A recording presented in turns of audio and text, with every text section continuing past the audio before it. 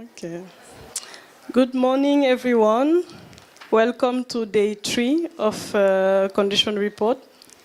We are very glad to have spent the past days here with you with very fruitful exchange and sharing.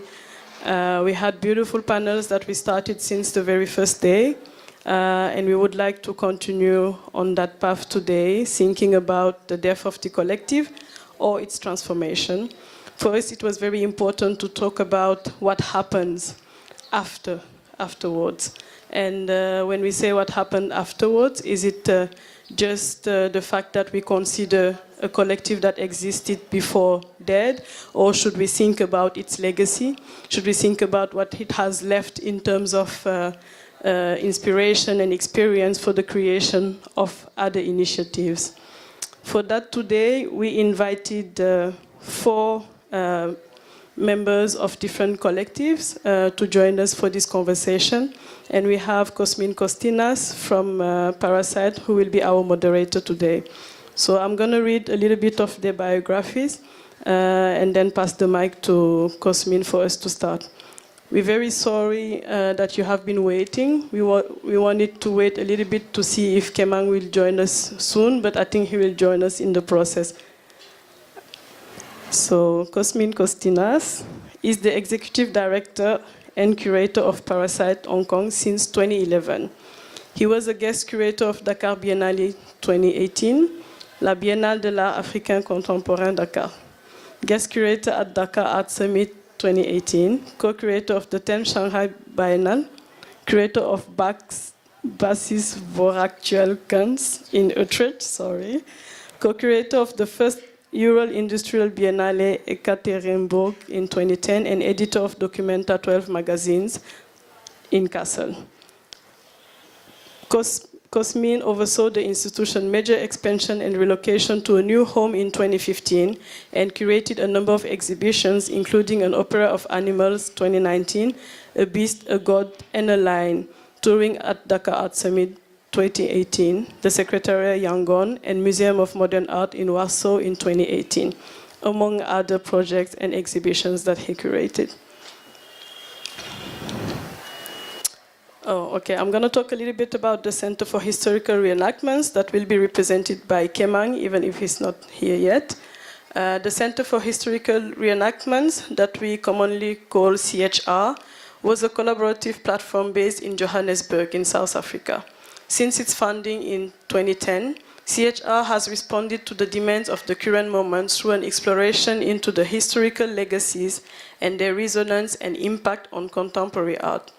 By addressing current urgencies, which have grown over the debris of the issues of the past, CHR has embarked on activities, events, seminars, exhibitions, residencies, etc., engaged local and international practitioners, and raised questions about the political potentials of artistic interpretations of histories. In their projects, CHR has investigated how, within a particular historical hegemony, certain values have been created, promoted, and subsequently sublated into a broader universal discourse. We also have Emeka Okereke from Nigeria, who will be representing Depth of Field Photography Collective, commonly called DOF. DOF, founded in 2001, is arguably one of the foremost photography collectives in Africa. During the most active years of DOF, members of the collective realized collective projects and exhibited together, establishing a remarkable track record of collaborative practice. The 6 artists who make up the collective assign usually themselves a weekly theme and met a week later to hold critical sessions, discussions on the resulting image. Although today the members rarely work collaboratively, they have preserved the energy and collective spirit of DOF in their respective artistic practices and thus have established other platforms of collaboration. Some notable exhibitions include Lagos Inside in 2003, Lagos Stadtansichten, at IFA Gallery in Berlin, Snap Judgment at ICP in New York in 2004, Depth of Field, South London Gallery in 2005, The Unhomely, second Seville Biennale in 2006. We are also happy to have Merv Espina from Green Papaya in the Philippines. Green Papaya Art Project is an independent and interdependent initiative that supports and organizes actions and propositions that explore alternative approaches to the production, dissemination, and representation of art in various disciplines.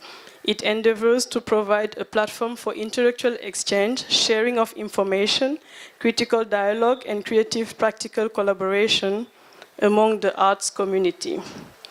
Green Papaya's previous activities have included non-media-based manœuvres, inclusive of cross-practices in contemporary art that covers moving image, sound, contemporary dance and performance, public intervention, fashion, graphic and industrial design, built environment and architecture.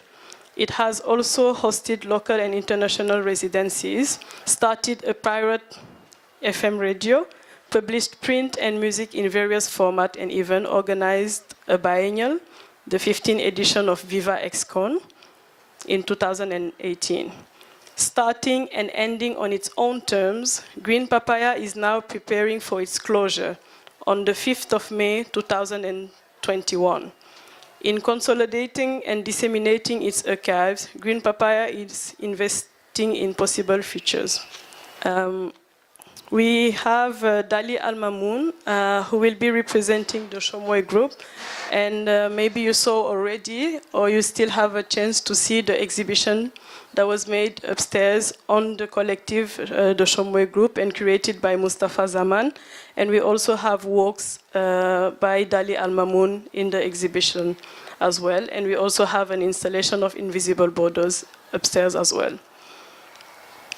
In the beginning of the 80s, a band of students from the Institute of Fine Arts joined forces to form a collective. The impulse that brought them together was their dissatisfaction with the contemporary reality, both that of existential and mainstream praxis of art. Armed with their understanding and perception of the time they wished to set in motion practices and activities that essentially were more in keeping with a vision of change. Apart from two, the majority of students were from Institute of Fine Arts in Dhaka. The members were middle class, politically conscious, but unaffiliated non-partisans. In fact, they wholeheartedly subscribed to ideas that supported human interest and progressive thought process. Most of the members were interested in and actively participated in other disciplines of art apart from their own chosen fields. They were involved in a diverse amalgam of theater, photography, films, puppet theater, little magazines, and art and culture-related publications. So without further ado, I'll pass the mic to Cosmin, and I wish us all a very nice session. Thank you.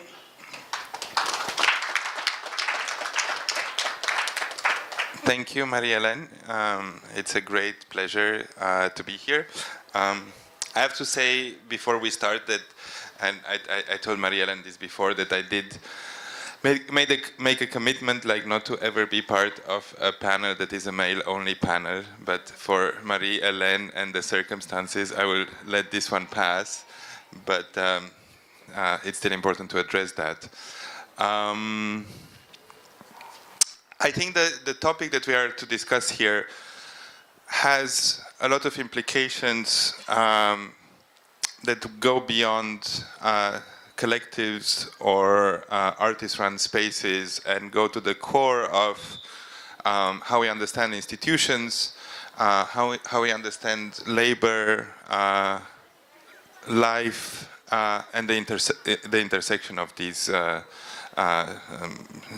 three.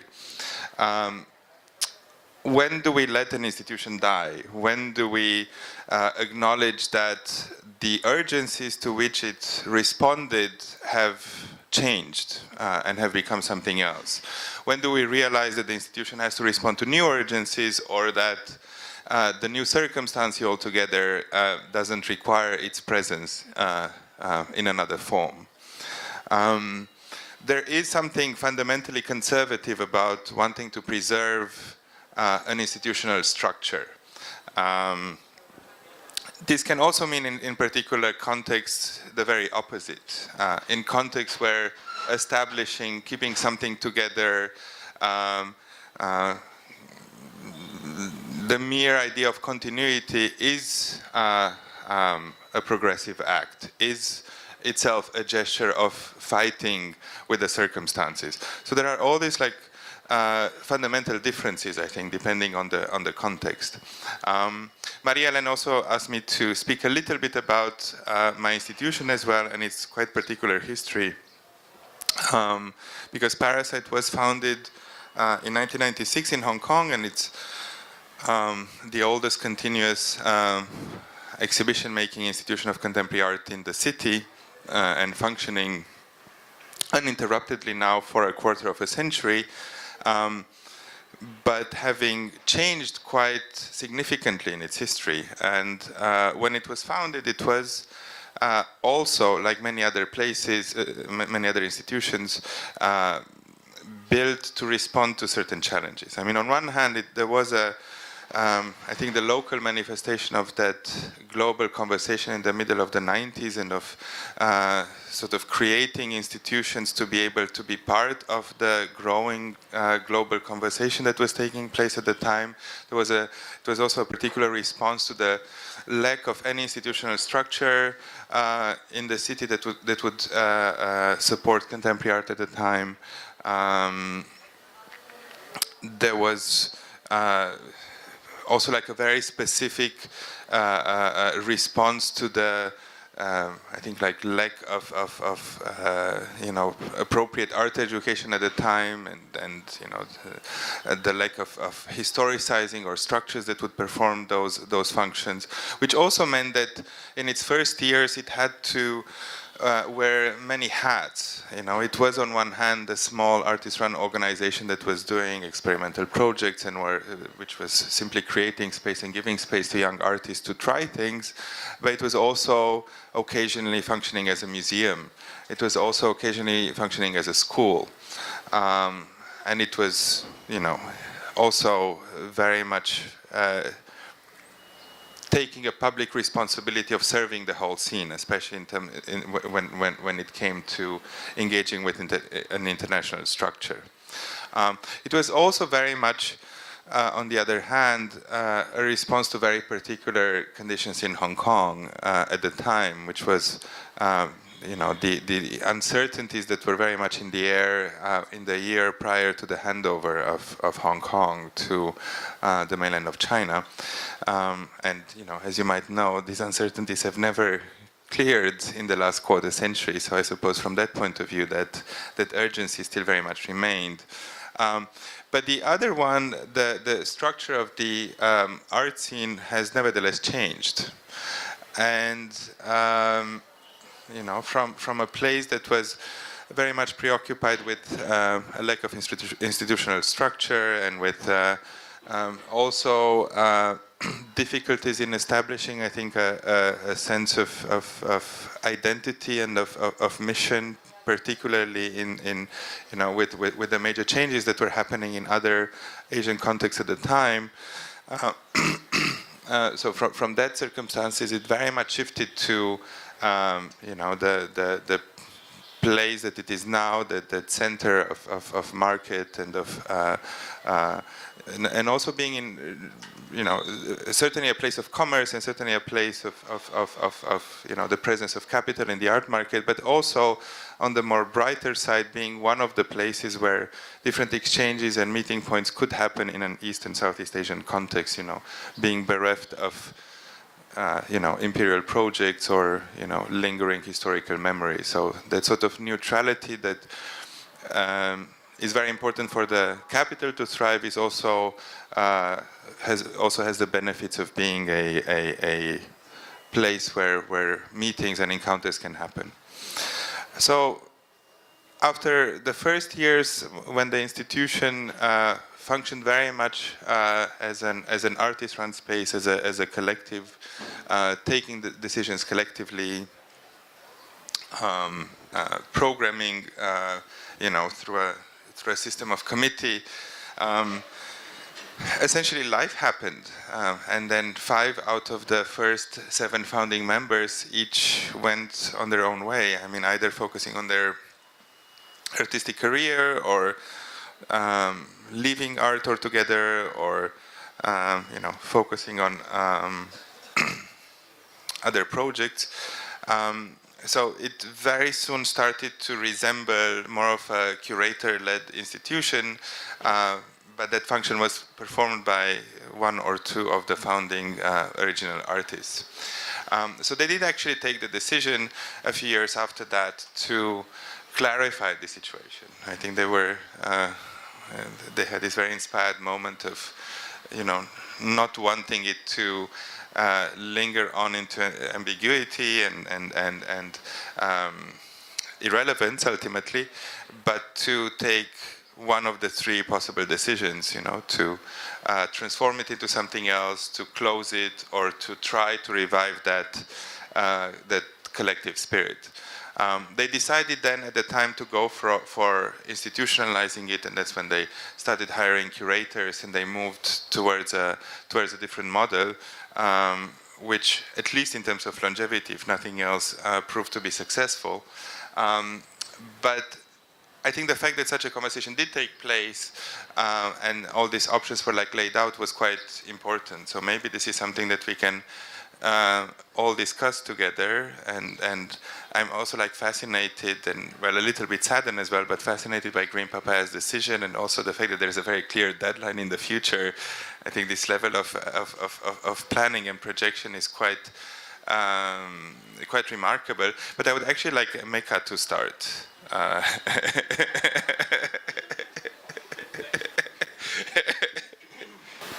Hello. Okay. Good morning, everyone. My name is Emeka Okereke. Thank you very much, Maria-Ellen, for the introduction. Maria-Ellen mentioned 2 collectives, actually. Well, 2 collective projects. One is Depth of Field, and the other is Invisible Borders. She just mentioned it in passing. So my presentation, or my talk, will be sort of a timeline, starting from Invisible Borders and then starting from Depth of Field and then finishing with Invisible Borders. So the image you're looking at was made in 2005 in London. So that was on the occasion of our solo exhibition as Depth of Field at the South London Gallery in 2005. And this collective was founded in 2003 or 4, just right after the Bamako Festival in 2001, because the Bamako Photography Encounters continues to be the foremost photography encounters, and a lot happened, from Bamako. So these young Nigerians went to, for the first time, were exhibiting in Bamako, and it was under a Nigerian pavilion that was curated by Akimbode Akimbi.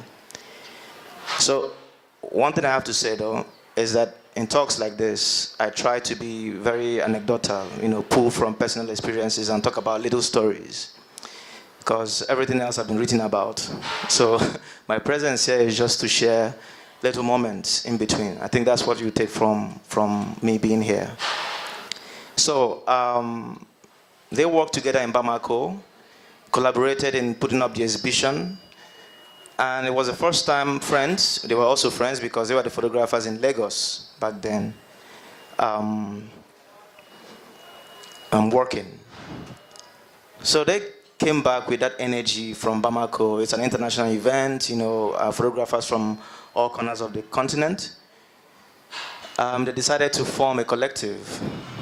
Back then I was an assistant to Uche James Iroha, the one with his eyes closed behind. So I remember when they came back and they were throwing around this expression, depth of field, depth of field, depth of field. And eventually they decided to form a collective of 4 people. First of all, these were friends. It was informal, and it was just a space to come together and discuss, reflect on visual aesthetics and visual language in the context of Lagos. Now, before I go further in, it's important to note that Depth of Field was founded in the beginning of the 21st century, and that's very, very important. It was coming out of the 90s, when we had Fela Kuti, for example, who was fighting the military. He was the only one really using his art, his music, to really be vocal, and he, suffered as a result of that. But then in 1999, we had democracy in Nigeria. So 2,000 people felt like it's time to explode, say things. So it wasn't just only in the photography or in the art, it was also in music and in film, Nollywood, as we call it. There's Dollywood, Dollywood here, and Bollywood. For Nigerians, is Nollywood. So all of that was sort of like forming at the same time. So there was this energy, this strong energy.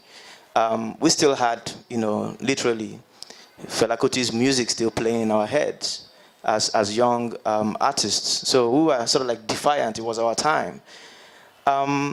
Photography for us was never a thing to, come and show in the intellectual space, in the art space, and then leave it at that. We were always constantly asking the question, how can we reach people with our photographs? It was the foundation of Depth of Field.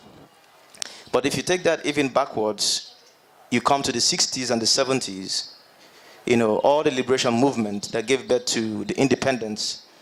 Even in 70s and even in 77, when we had all of that was symbolized in, Festac 77. Also known as the Second World Black and African Festival of Art and Culture. It was massive, historical. Okay, you have the books here. I really encourage you to get those. It's from Chimurenga. It's powerful event. So all of that preceded, what led to the 2000s, the first decade of the 21st century. And Depth of Field happened to be the photographic collective that now became the contemporary photographic collective. I was having a conversation with Uche the other day in Bamako, and he was saying it, categorically that, at the time when we were thinking, there was no one who was really thinking about photography on the way we were thinking about it. The likes of Akim Bode will come back from Berlin and bring books, and the studio will become a hub for conversations. And he will go. And so that's how Akim Bode, for example, people like him, Akim Bode, Akim Biyi, Jide Adeniyi Jones, Don Baba, contributed. These are the elderly ones. But it was really happening on that level. So we went on through that. Usually it's informal, like I said. We come together every Friday. We bring our contact sheets. Back then it was contact sheets, not digital. We bring, and then we have conversations, open conversations, very informal, free. In hindsight, what I realized was happening was that we were creating, first of all, a space of consciousness, a space of intimate knowledge, a space for experimentation with our ideas, a space to try it ourselves, to fail, a space to have our own agency. So when I went on to study eventually at the Fine Art School of Paris, I never thought that Fine Art School of Paris was my first education. It was Depth of Field. It was that ecosystem of photographers. That was the first. And that's what that collective means for me. So we went on to have exhibitions like Maria Elena read out, high-profile exhibitions, ICP, South London, all that. And then, of course, that energy led to other collectives like Black Box that came behind that. And, and other people started working. It was really, the go-to. I remember that, if you talk about photography, you really have to come from that angle of, more like radical way of thinking about, about imagery. But then what sort of like, I would say the downside, I won't say downside, today we consider Dove dead. I remember Okwe Nwozo when he made a jest. Yeah, he ran into us one of those days like, Emeka, what's happening with Dove? Dead Dove. And then so it was amusing for him, that play of word, but it's funny because we've never thought of depth of field as dead. What happened was that as we grew and as each and every one of us pursued their interests, both personally and professionally, we started to grow out of that container. And the key word there is container, because depth of field was more or less like a container for us. We didn't take it along with us, and this was what happened. We were actually living in a very highly, fluctuating times. Things are moving, things are becoming, but depth of field didn't take the time to articulate their position, our position. We stayed on that level of informality. We were having the best time of our lives. We were enjoying being friends and working from that place. But we didn't go beyond to think of the collective beyond ourselves. So we grew outside the container, out of the container. 10 years later, I will go on to establish invisible borders. Okay, so this is when we came together last time. So it's in relation to me saying that we grew old, had families, and this TY celebrating her 40th birthday. But what's interesting now is that you see that comment there from one Chidi Simon. It says, wow, 4 industries. 4 industries. What he was referring to is that each and every one has gone on to carve, and and photographers, young photographers have followed each and every one of us. So in that sense, the collective is not dead. Yeah. So now in 2010, in 2009, I founded Invisible Borders, and the first participants of Invisible Borders, there were 3 depth of field members and 3 black box members on that first road trip. And we have gone on to do several road trips, and the project is 10 years today. So I just want to show you, a few images, how we've populated the whole notion of the collective, having learned from depth of field. You see, we've had many, and this is where we are today. This was just our last road trip with our colleagues here in Bangladesh. We traveled over 2,000 kilometers across Bangladesh, and we made this. So our colleagues from Drik, Pachala, and Chobimela. So over the years, we have been playing around with this notion of the collective and making sure that we're not stuck in this idea, in this conventional idea of a collective being centered around people, but more centered around a given idea, knowing that it's constantly moving and changing. We're much more interested in those changes, in the complexness, especially in the context of Africa. Africa is complex. And when Invisible Borders was founded, it was to deal with that complexness. But for you to deal with that complexness, you have to understand it. It has to pass through you. We don't even know the continent. We don't know it. We are trying to even understand what it means. So Invisible Borders has been that space. Most importantly, I think this image here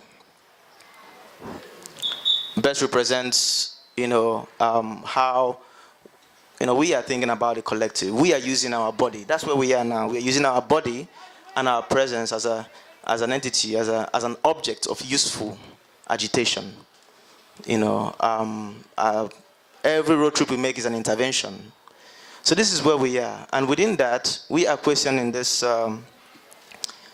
tension between the subjective and the collective. At what point is the subjective weaponized against the collective, and vice versa? And this is because, let me go a little bit backwards. So in 2010, I remember one historical point in the Invisible Borders project. We all came together and we were trying to define, again, the future of the project. And the founding members were there, and they were saying, oh, let's make it a collective of fixed people. Because that way the works we create, it will mature over time, and so it will be stronger.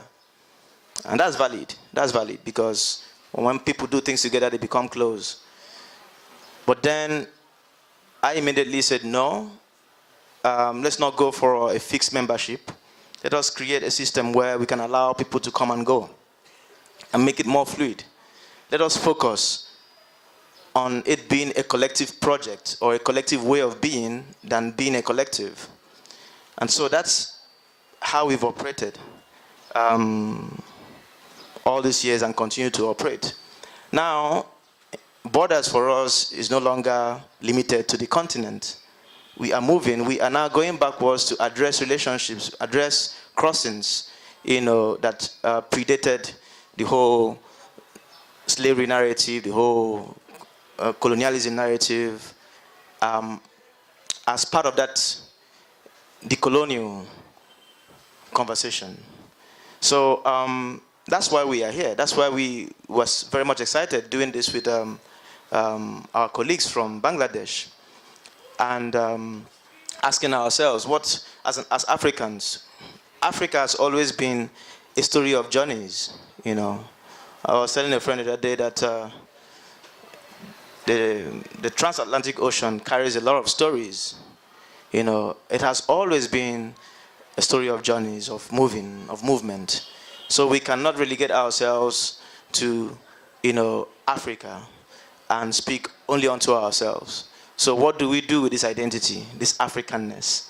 And that's where we are now, in this really proactive position of what do we do with this, I don't need to justify my Africanness. It's what I do with it that matters. And that's why we use the term in Invisible Borders trans-African.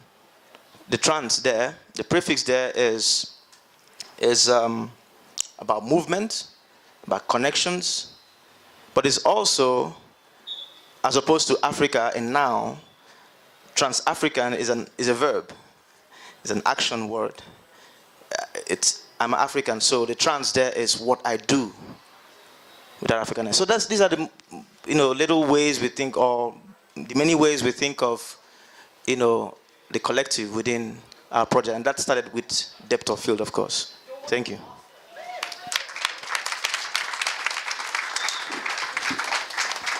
Thank you very much. This was great. So maybe Merv, you can continue, but I think it would be great since Emeka touched both on, the life of collectives and of institutions, and I guess also like the way in which it shapes and touches the life of its participants and of people who are its audiences. But since also so beautifully he spoke about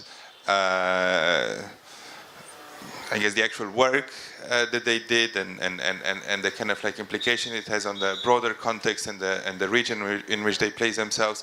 Maybe it would be interesting if you would match that as well and speak both about the life of your institution, but also how it played in a broader, I would say, like Southeast Asian or Asian geography, and how it imagined itself there. So then we can have a conversation that is more analogous on different points. Like, it's really exciting to sit here. It's like some of the chairs are tricks, and a number of them have disintegrated. So let's see. If I have a Chaplin moment. Okay. I actually wrote something like you, and I saw you browsing a bit, but it's hard to juggle, no? But first and foremost, I'd like to thank Maria Helen and Dulcia for raw material. Thank you all for your hard work and putting up with our tardiness. Catherine Weir, who we've been corresponding with for some time now, but only just met a few days ago. Now Reen and Tanzila of Dhaka Art Summit for doing the dirty work and and actually getting us here. Rajib and Nadia Samdani. And Cosmin for moderating. You're the only person I actually knew in this panel, personally. And then, of course, finally, Diana for initiating this invitation. Our sincerest thanks to you all for your generosity, hard work, and hospitality. I've had a great time. I heard you guys laughing at the title. I stole it. I want to acknowledge that the title of this talk actually came from an article by writer Frankie Altamura. She had a bulky interview with me about Papaya and independent art initiatives in the Philippines. So she used this as her subtitle for the article, and I'm stealing it for this presentation. So yes, we have a predetermined date. But, and it's true, I'm here as a representative of Green Papaya Art Projects. And we are an artist-run initiative that's formally started on the 5th of May, 2000. And that's why we decided also to end on our 21st birthday, which is the 5th of May, 2021.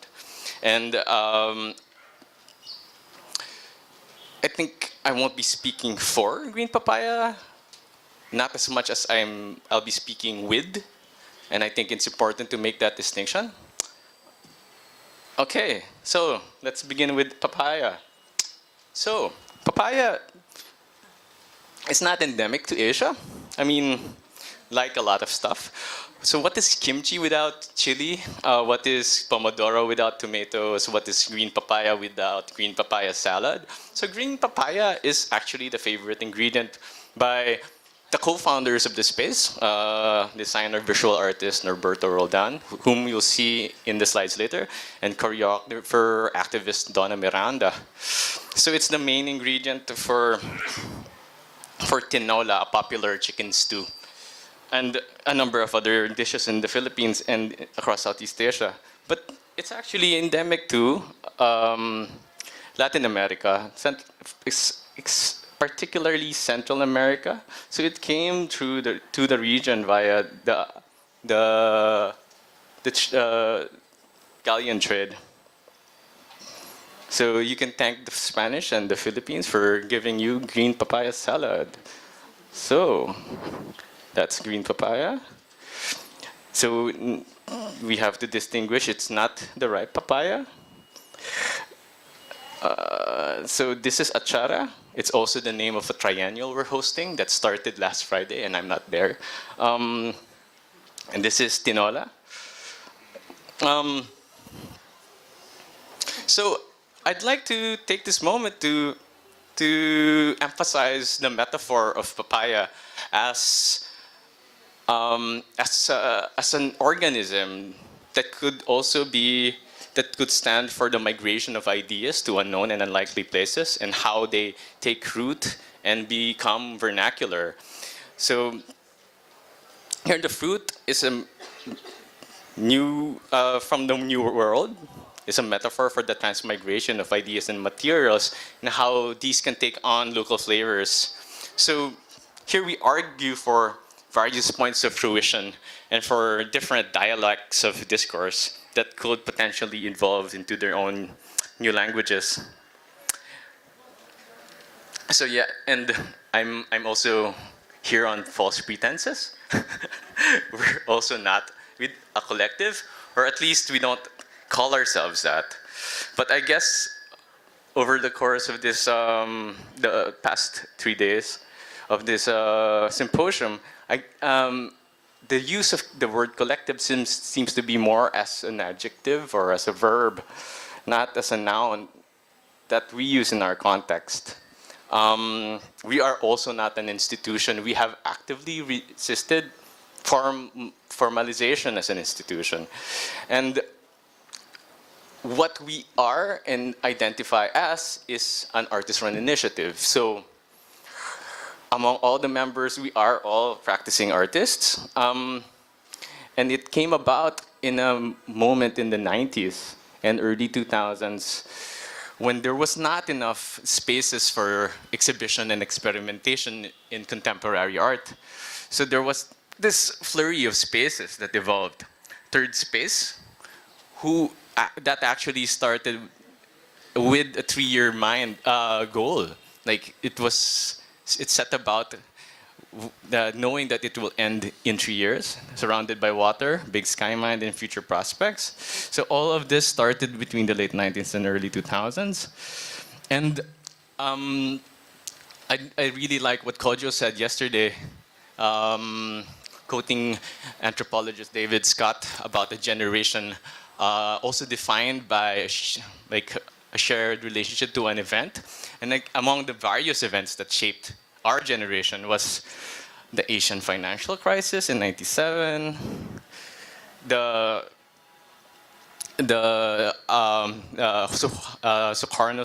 Suharto stepping down after 32 years, and of course the second as a revolution in 2001. And I forgot to add maybe the most contemporary thing, which was in 2003, it was the SARS outbreak. So, and among that time, there was also a lot of spaces and initiatives and what would become like institutions in the region. And among this was Nyasan, and here's a list. It also includes Parasite, which Cosmin is part of. But like some of these have died in like natural or unnatural causes. Some of them have evolved in institutions. Some like a lot of them evolved from bedrooms and garages and living rooms. So I guess this is what we consider part of our generation. So I think it's nice to try to visualize where I am coming from. So if there was a fictional plane that has a direct flight to here, it would take 7 hours, but it actually took me 21. Or if I could walk, it was supposedly about 2 months. 2 months. So Green Papaya is in Quezon City. It is, so Metro Manila, when people say Manila, it's actually 17 cities. So Quezon City is one of them. And we like to confuse people by only saying Green Papaya or Green Papaya Art Projects, but we actually have 2 spaces. So one is our home, our kitchen, and the other used to be our exhibition and performance space, which we now share with the bar. And this is what that exhibition and performance space looks like. And this is the outside of our house / archive. So these are a couple that started it. Donna Miranda with Kidlat Tahimik. Maybe some of you met him in the background. And Norberto Roldan. And Joaquin, who actually started doing some music programming. He's actually younger than Green Papaya. He was born in 2003. Okay. So as the art scene changed, we have also continued to evolve. So we started in the 2000s as an exhibition space, mostly as an exhibition space, as an alternative gallery. And I think it's important to also like emphasize the notion of space here and how I think it continues to define what we do. So from doing mostly like exhibitions, we've also encouraged like experimentation and new mediums of exploration. We were among the first spaces to do fully video like exhibitions, which involved a lot of borrowing of equipment. So we have gradually evolved to not exhibiting. But we also really want to emphasize our smallness and our uninstitutionality. That meant we could get away with a lot of shit. This is, maybe some of you would recognize a block of marijuana. So this was a sculpture by one of the artists. He used, this was an American Filipino artist who had a grant, and he wanted all that grant money to buy a block of hash to use as a sculpture. It's called Paradise Island. But the hash was so hard to sculpt. So like, oh man, we have to change materials. So we bought this block of hash. And this actually also figures into sustainability. So, yeah, so what did we do afterwards? How did we sustain ourselves? You can ask me later. We also do a lot of discussions. It's very important and more important now because as the professionalization of the art world becomes the norm in the Manila art scene, there's little room for actual discussion. So spaces like ours have become like more of a backdoor, not gatekeeper of the scene, where you can go straight to the kitchen and have a drink with us. And there's been a lot of drinks. My liver is damaged. So discussion. Yes, lots of old people. Discussion. And so depending on when you come from or which event you do, it's also important to emphasize that we are not an artist collective. I said that already. So we don't make work collectively. We host a number of events. We co-produce a number of projects. I think it's best to describe us as the facilitator of a number of coalitions. And these coalitions are with other artists, with other initiatives, with people that actually call themselves as collectives. And these projects take shape in various forms, and they don't necessarily need space. This is, well, our safest mosh pit ever. We were, as Ms. Marielen mentioned, we also had a pirate radio station. We were not shut down by the cops. Pirate radio. We have contributed to the discourse of contemporary dance, and only recently did I realize how important that was in the dance scene when we started asking contemporary choreographers like the roots of their practice and how spaces like Papaya, and perhaps particularly Papaya, was important for their careers.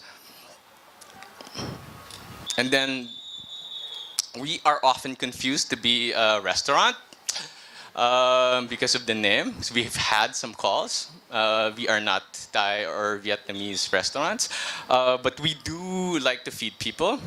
So there's a lot of cooking and eating. So sometimes when we hold events, the artist, the curator, the researcher, the activists that are hosting the event or speaking or talking would actually be also cooking, or we'd have other friends cooking. And so the community has changed over the years also, from being mostly visual artists to, experimental filmmakers. It's like you can see the difference. And then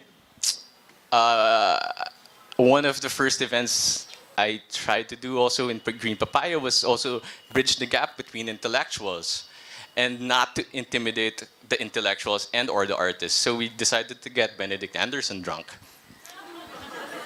which did not succeed. Our relationship was built on one bottle of rum, and I was drunk and he wasn't. And then we have tried Tinder to expand the community, because Did you hear about that hiker who got lost and who got help because of Tinder? Anyway, so we tried to reach out to our immediate community because it's geolocative. This is our Tinder profile. And yeah, it succeeded, and we tapped into this, for us at that time, unknown community of trans and drag queens. So, and then the past caught up with us. So the decision for actually closing Papaya has been lingering since around 2007. So we've been wanting to close since 2007. When we announced to some artist friends that we wanted to close in 2007, they said no.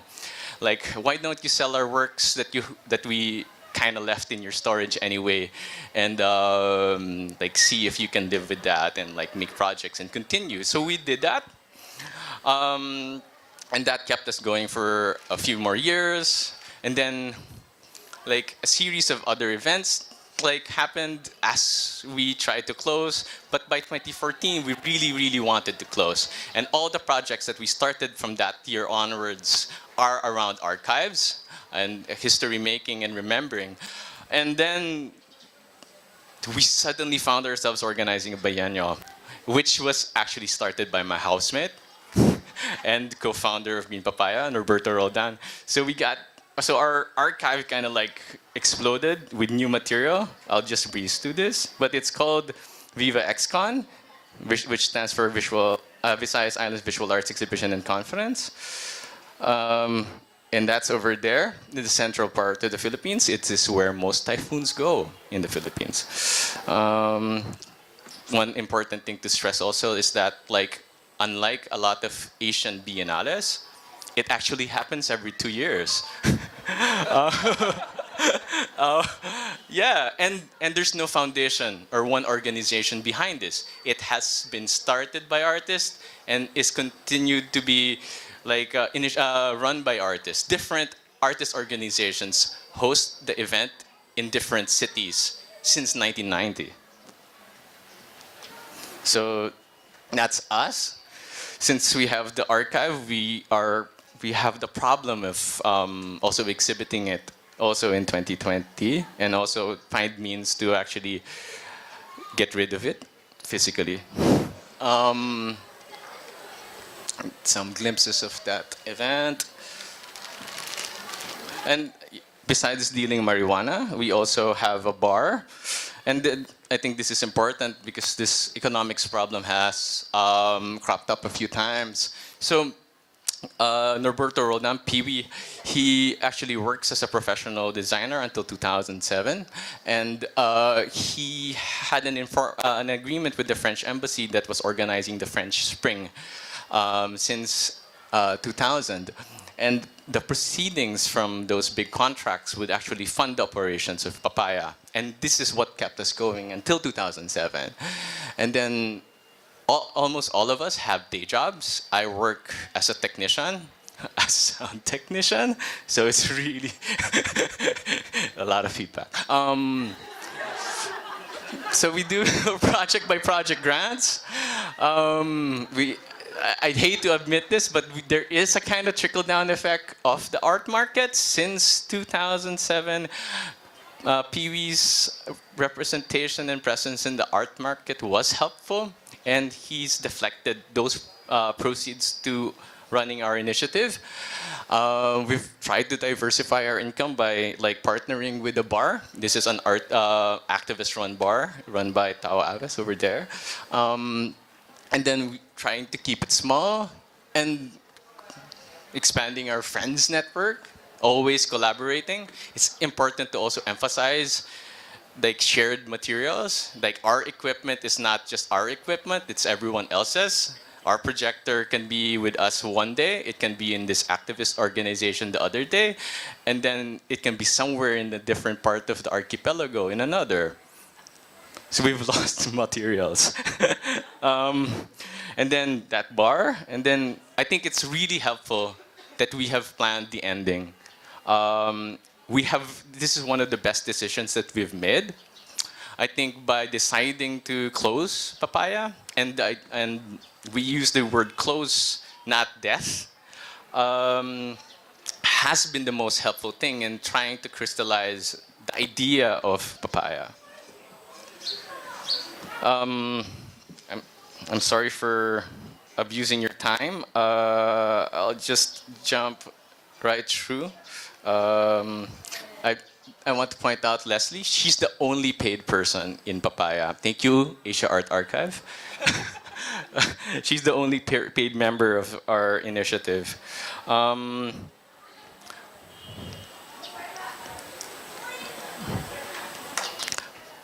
But our archive is not just our material.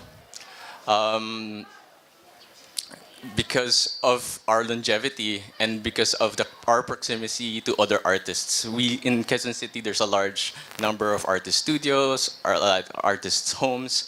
Like, their material has found itself in our archives as well, which includes materials such as this, like fanzines from the 80s, films. And then, so while we have been planning for our closure, we have also started mapping different artist initiatives across the archipelago. And we noticed that there's been like 2 sizable generations, one after 2011 and one after 2016. But one of the things that I want to end with is like how important it is to keep our archive of Papaya as an open resource, as a kind of open, as a kind of oral history in a way. And I'm quite inspired by the Tausug people in the southern part of the Philippines and how they use riddles to convey wisdom. So they would tell you a riddle as early as like when you were a child, but you'd only really get it when you were like about to die or something. And that is wisdom earned. So the question for us is like, how do we live with riddles? How do we leave papaya? I like that metaphor that Ra used of this band of birds dispersing to go on separate journeys. It reminds me of ideas of the avant-garde and how one of the aspirations was to set about the conditions for their own irrelevance, to set about the conditions that would make it like irrelevant for them to exist. And that is one of the lingering questions that we have. I don't know the answers. Maybe ask me a few months. We're ending in 15 months. So ask me again then. Thank you.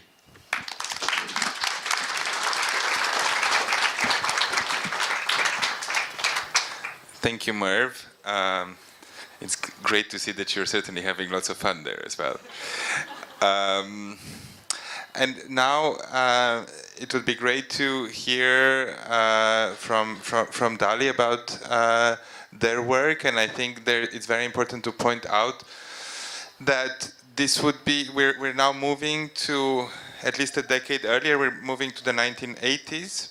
And it's relevant not just because of course, the seniority of this history, but also because, and I think this is very relevant from our perspective, that that's actually happening in a different era of collectives.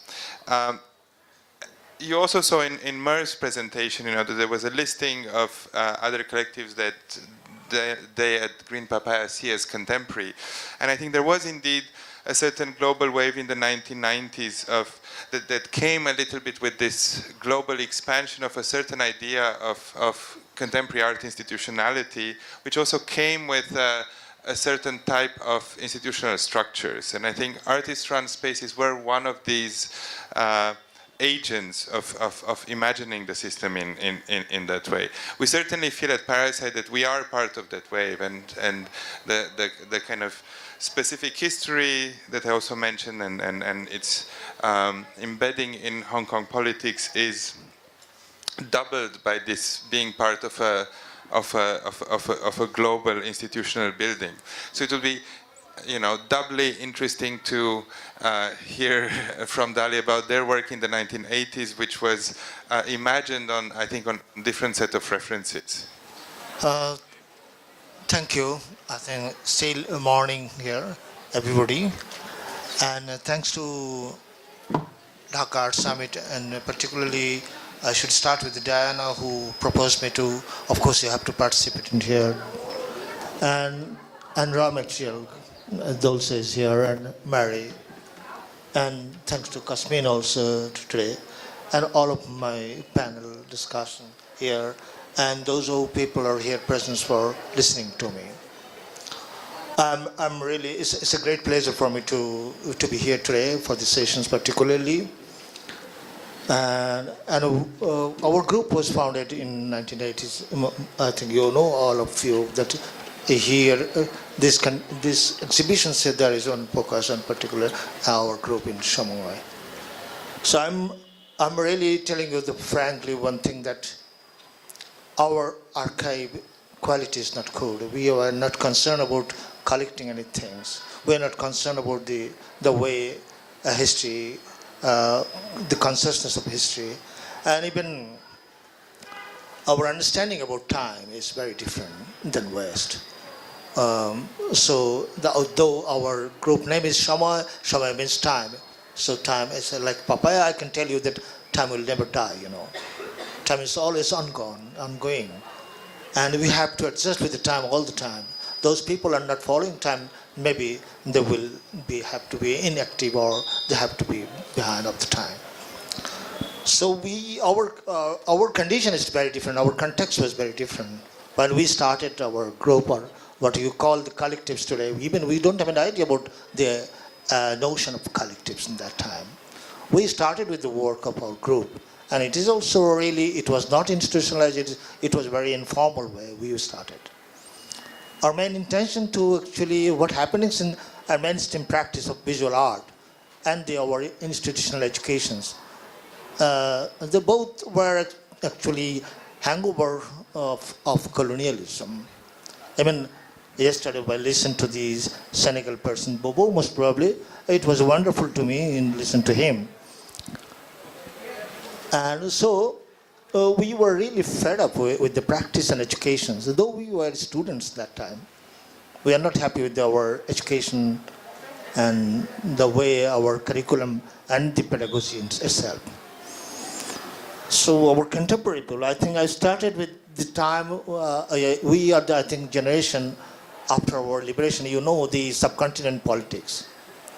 In 1940s, when the continent was divided into a two-nation theory, which is based on religion, Hindu and Muslim, So we got the two countries, India and Pakistan. We were the part of Pakistan as East Pakistan. So we have a very different experience with the Pakistan. So we go for liberation in 1971. And after 71, I think we have a very different kind of history. But though our art education not yet evaluated in the context of our time and reality. So there is our experiences with the killing and assassination and murder and violence.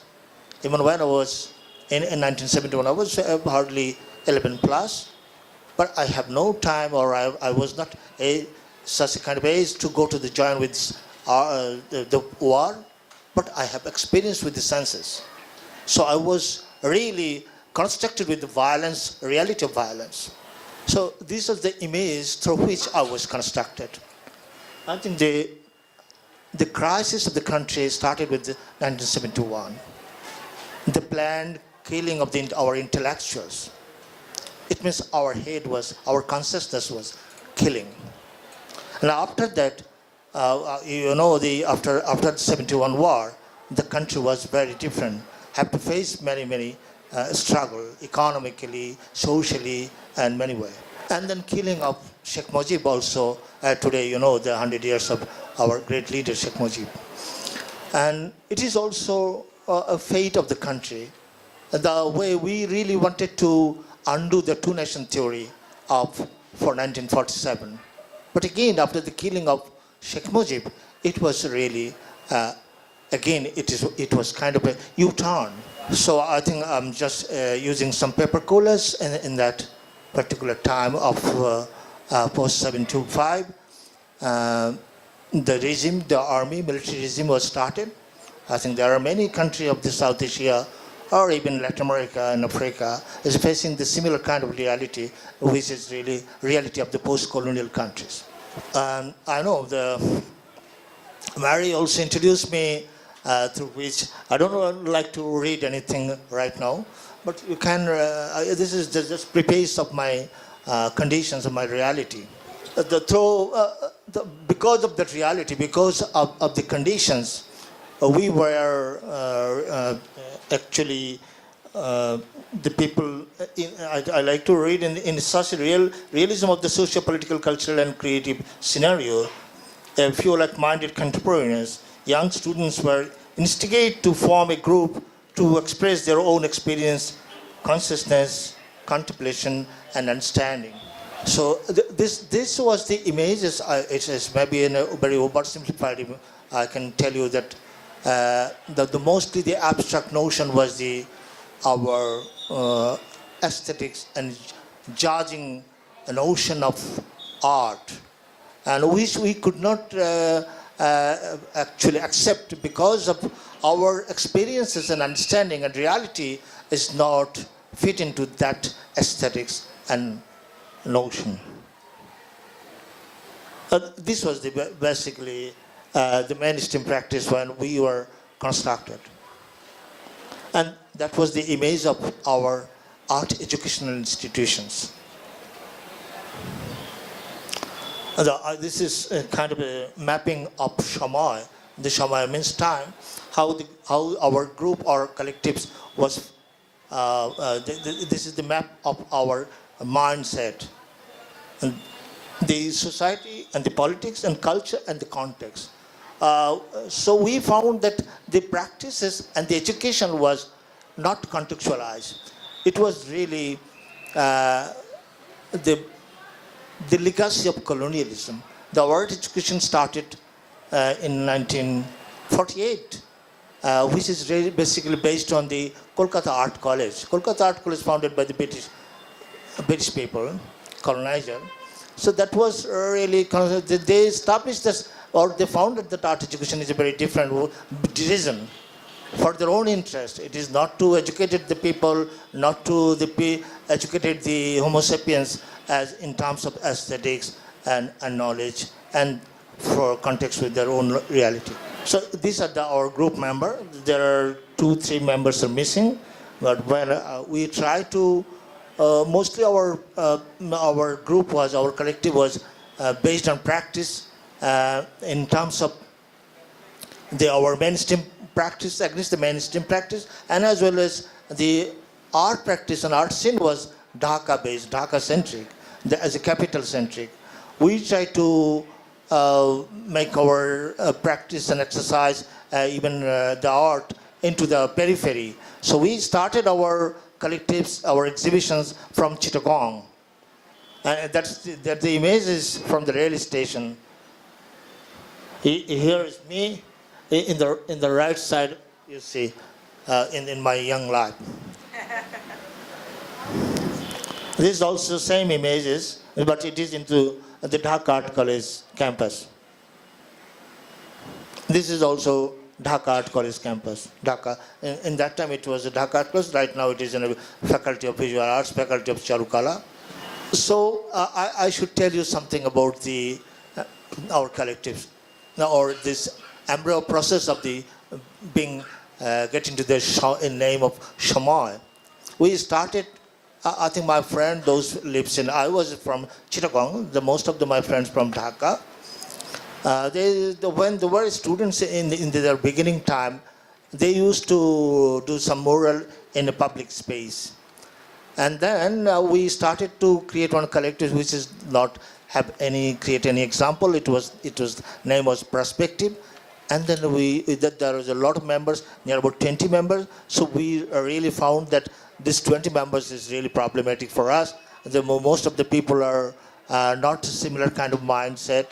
They have no understanding about the contemporary society and what we really want to do, our hardcore members. And finally, we started with the 9-man show. That's the show started from Chittagong. I think, do I have to read or you can read this? I think this is okay. Yeah. I think I can read only the last line. The exhibited works against the prevalent art scenario of that time. This could be clearly realized. It's okay, can I move? Oh, I'm sorry. This is not a gallery at all. We started from Chittagong. You see, that was actually auditorium. We have to build a gallery, transform into gallery, this auditorium. So we have to work hard. We have to carry our artwork self by self, ourselves. And even we need to meet gallery here. Even in the Khulna, we don't have in space like gallery. That was a college. That was a college and holiday. We were there before 15 days and built up a gallery. Then we exhibited our works. I'm sorry that I don't have any images of that. This is the 9-man show. The 9-man is there. And they started with my image and the Nisarushan, who is right now Dean of the Faculty. And the Wakilu Rahman, he went to Berlin after his having masters from Beijing. Then he stayed in Berlin around 25 years. Right now he's back and he started with another kind of gallery space. And this is Taufik, he's a sculptor. And in the middle, Dilara Begum Joli and the Noton, Ali Murshid Noton, he was basically a photographer, but he also a student of art college. And Habibur Rahman, he went to study in MS University in Baroda in India and fall in love with one Gujarati Brahman, and right now he's staying in India, being citizen of India. And this is Shishir Bhattacharya, he's also professor in Dhaka, Charukala. And Saidullah Juiz, who was really famous for his marks and puppet maker. So these are the very poor images. We don't have any money at that time to bring out a colorful catalog. So the very simple black and white catalog. And also we started to write a statement being an artist. That's most of the statement is Bangla, so I'm sorry, but you can see in here Shomoy exhibitions is curated by Mustafa Jaman. And this is our first poster of Shomoy. So we never uses that painting or visual art images. This is also visual art. Sorry, this is a kind of photography. So we started with the photographic images. So our poster is also, I think, it is also kind of example of our mindset in that time. But again, this is our first exhibition. We got some sponsors, one corporate bank. The reason why this catalog is better than previous one. Again, the left image is a photo etching. If you have understanding about the 40 years back in Bangladesh art practice, the photography was never considered as an art. But we started with that. Even the materials, most of our members, they are not used to use only the oil. They use a different kind of materials. This is Shishir Bhattacharya in the right one.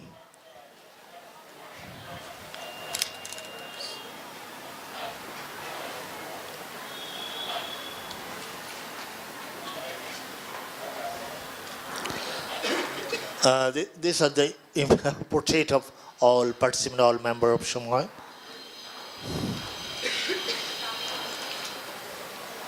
And this exhibition was, I think, this article published in the from Pakistan, the Herald Tribune. They make one cover story of our exhibitions, and here I could not show you that images. It was a big paper collage by Saidullah Juiz, this guy.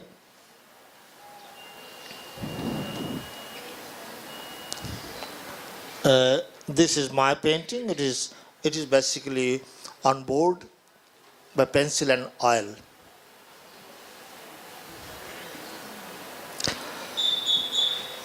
And the Shomoy, not only, they're trying to build up, actually, the art is a kind of a practice of knowledge. And we try to build up our intellectual perception. And the reason why we also bring out some leaflet and pamphlet in particular happenings, because we bring out this pamphlet in most probably in the time of Art Biennale, in Bangladesh Art Biennale, which is really, we saw it and we are very much critical about that show. Then you can understand, I just highlighted our basic things of our ideas. The formula of modern art that was borrowed around the early 60s from the West, more as a fade and without proper critical analysis, and is being accepted as a cultural extension, became a dominant factor for good, authentic art can be also be felt over here. This is our next show in the 1986. We don't have money to bring out catalog, so this is just simply, this is to me. This is also another exhibition. It is in 1987. And the preface was written by Professor Abul Mansoor, who was one of the renowned art writer and art critic of Bangladesh and art historian. I'm just highlighting his write-up, some of the, through which you can understand about the Shomoy. So, do you think that I have to read out all these things, or you can read that, of course, yeah? It's okay? This is another exhibition in 1990.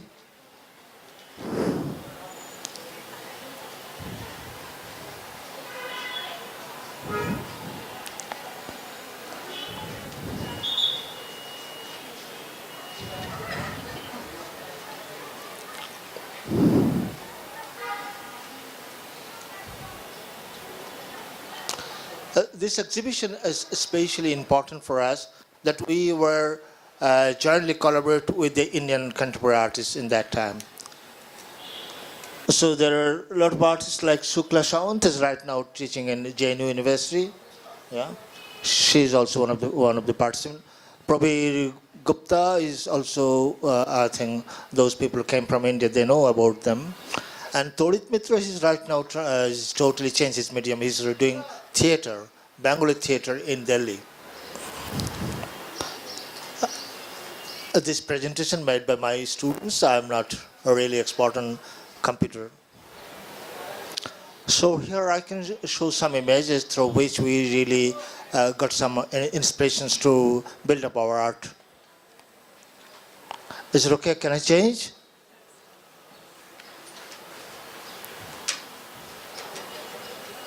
This is the rickshaw painting. So many artists inspired from the rickshaw painting and cinema banner, and also other traditional art form, and pot painting. And also, I think this is very important that the Indian contemporary, those people are build up a new kind of narrative art. They also inspired it, like Biman Sundaram, Ghulam Sheikh, and Mani Subramaniam. And also Asim Sultan is important to us. And this is Subramaniam.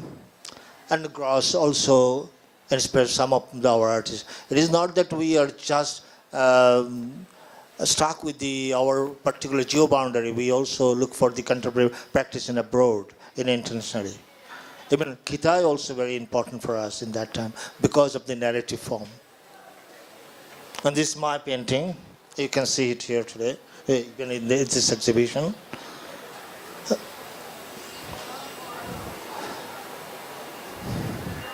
This is Wakilur Rahman. This is Dilara Begum. This is Shishir Bhattacharya. This is again me and Shishi Bhattacharya, which is also you can see here. Oh, this is most probably in 86 exhibitions. At least you can see our exhibition condition. It is maybe in the late 90s. The gallery was built up in here, this circle gallery. That was really interesting, but Shilpakala demolished that one right now. It is Nestor Hussain. Maybe you can see that work also here.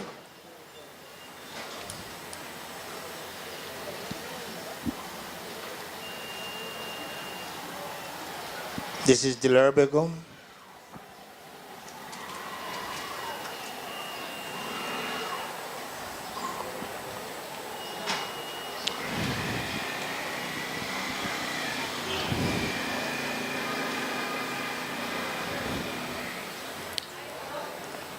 The Wakil, when he started in Berlin and came back from, started in Beijing and went to Berlin and came back again.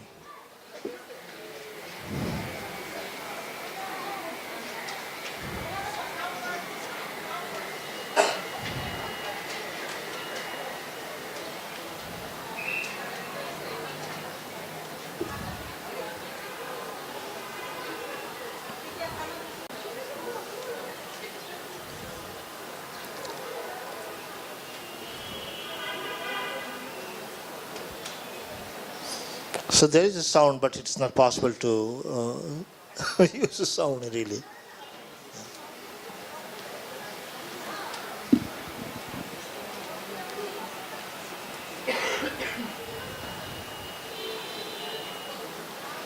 The Saidul Akchis was trained as a printmaker, but right now he's doing three-dimensional work also through the prepper fold.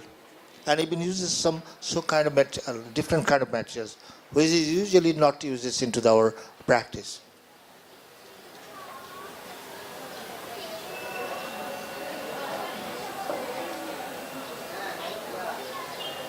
This is Lala Rukh Selim. She's also right now professor of sculpture department in the Faculty of Fine Arts. This is again Shishi Bhattacharya.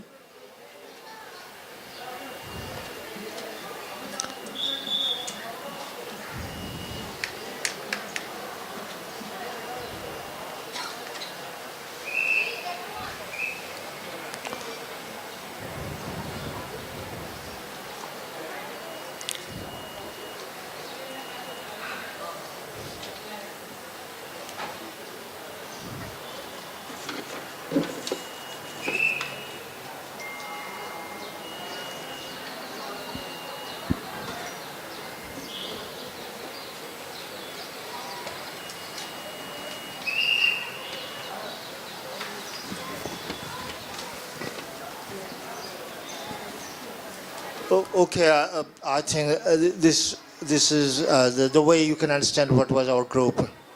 I'm just telling you one thing. Our group was very informal. Our structure was not hierarchical structure like president and secretary. Everybody is the equal status, and we don't have any office. We don't have any space. So it is totally in a very much format of organic format and non-institutional. But our practice is very different. We have to look at the context of our time. Okay, thank you everybody. Thank you so much for listening. Thank you so much. So I'd like to invite Kemang to speak now, and then we will all join on the stage and have a conversation. Thank you. My name is Kemang Wale Ulere. I'll be talking about 3 collectives that I've been part of. One is the Collective. The second is the Dead Revolutionaries Club. And the one that I'll be focusing on the most is the Center for Historical Reenactments. In thinking about the death of collectives, I decided to speak very briefly on 2 collectives. So I've got 2 or 4 images. But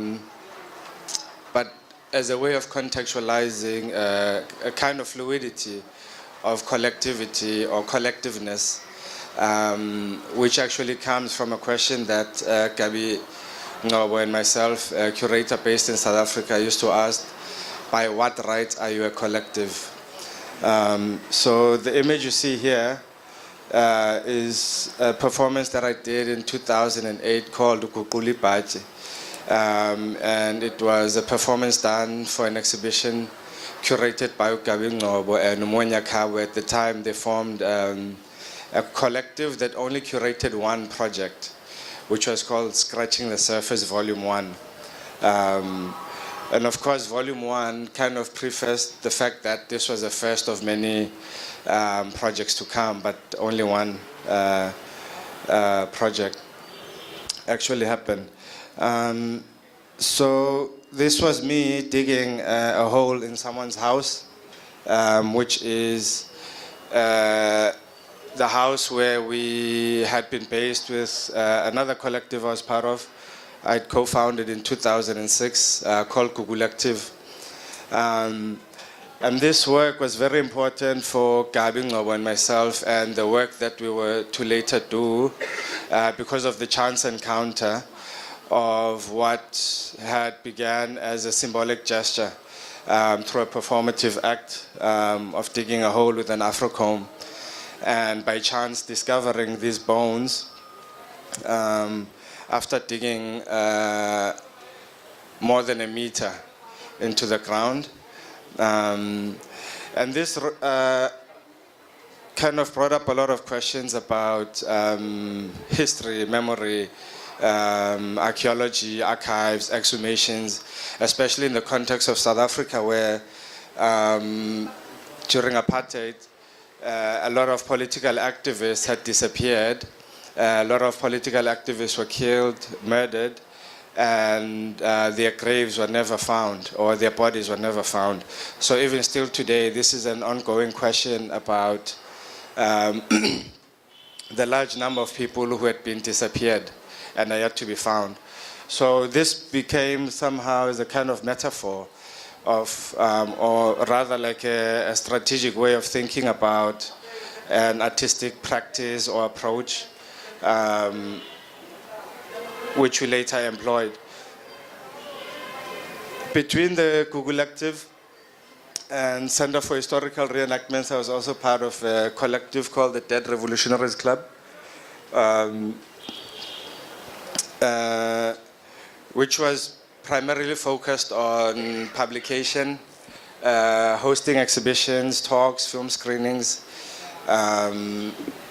But this collective didn't last for too long, actually. I think it was about 2 years. But I mentioned these as a preface to the larger body of work that I want to speak about, which is the work of the Center for Historical Reenactments, which I had co-founded with Gabi Ngobo in Johannesburg. So this is an image of posters from the first CHR project, which was a project curated in the former building of what was known as the Pass Office. So to give you some context about South Africa, during apartheid, space was divided according to race. So if you are black, colored or white, however the state decided to define you, according to your skin tone, the texture of your hair, the size of your nose, basically scientific racism, one could be able to live in certain parts of the country or certain parts of the city or not. But also equally, your ability to move freely in space was determined by your race. So one were to go to what was known as the Pass Office to apply for a permit to move around, whether it was to find a job or to travel or to move to a certain area. So we did a publication for this project, and then after this we decided actually to start a space, which was launched with a project called Xenoglossia, which is xenoglossia is apparently a rare condition where someone is said to be able to speak a language that they've never heard or encountered previously in their life before. So again, we use this as a metaphor to think about history, memory, and how we can use moments from the past to think about our present at the time. So we launched the space in 2010. And this is very important that when we launched the space, we decided that the project would only last for 2 years. So we gave ourselves a time limit.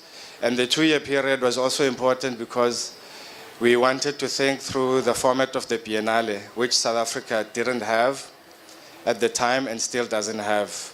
There were 2 Biennale exhibitions that happened in South Africa after independence. And the second one, which was the last, happened in 1997, was curated by Oku Enwezwa. And we thought about this as a kind of formula, as a strategy. And we've been meditating on the idea of an absence of a Biennale in South Africa, what impact it might have. But also these were growing concerns for us as people, or myself as an artist, and Ugabi as a curator, whom were getting a lot of invitations to biennales around the world at the time. So, as part of CHR, we thought of CHR as a research and curatorial platform, not really an exhibition space. It was a space to present ideas and to perform research, basically.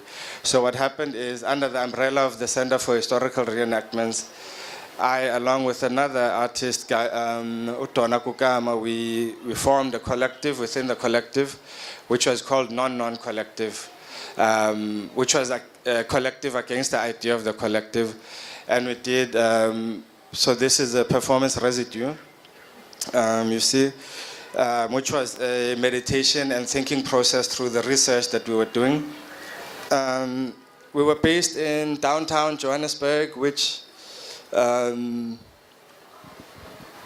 is a part of the city that is largely decayed, occupied a lot by African immigrants.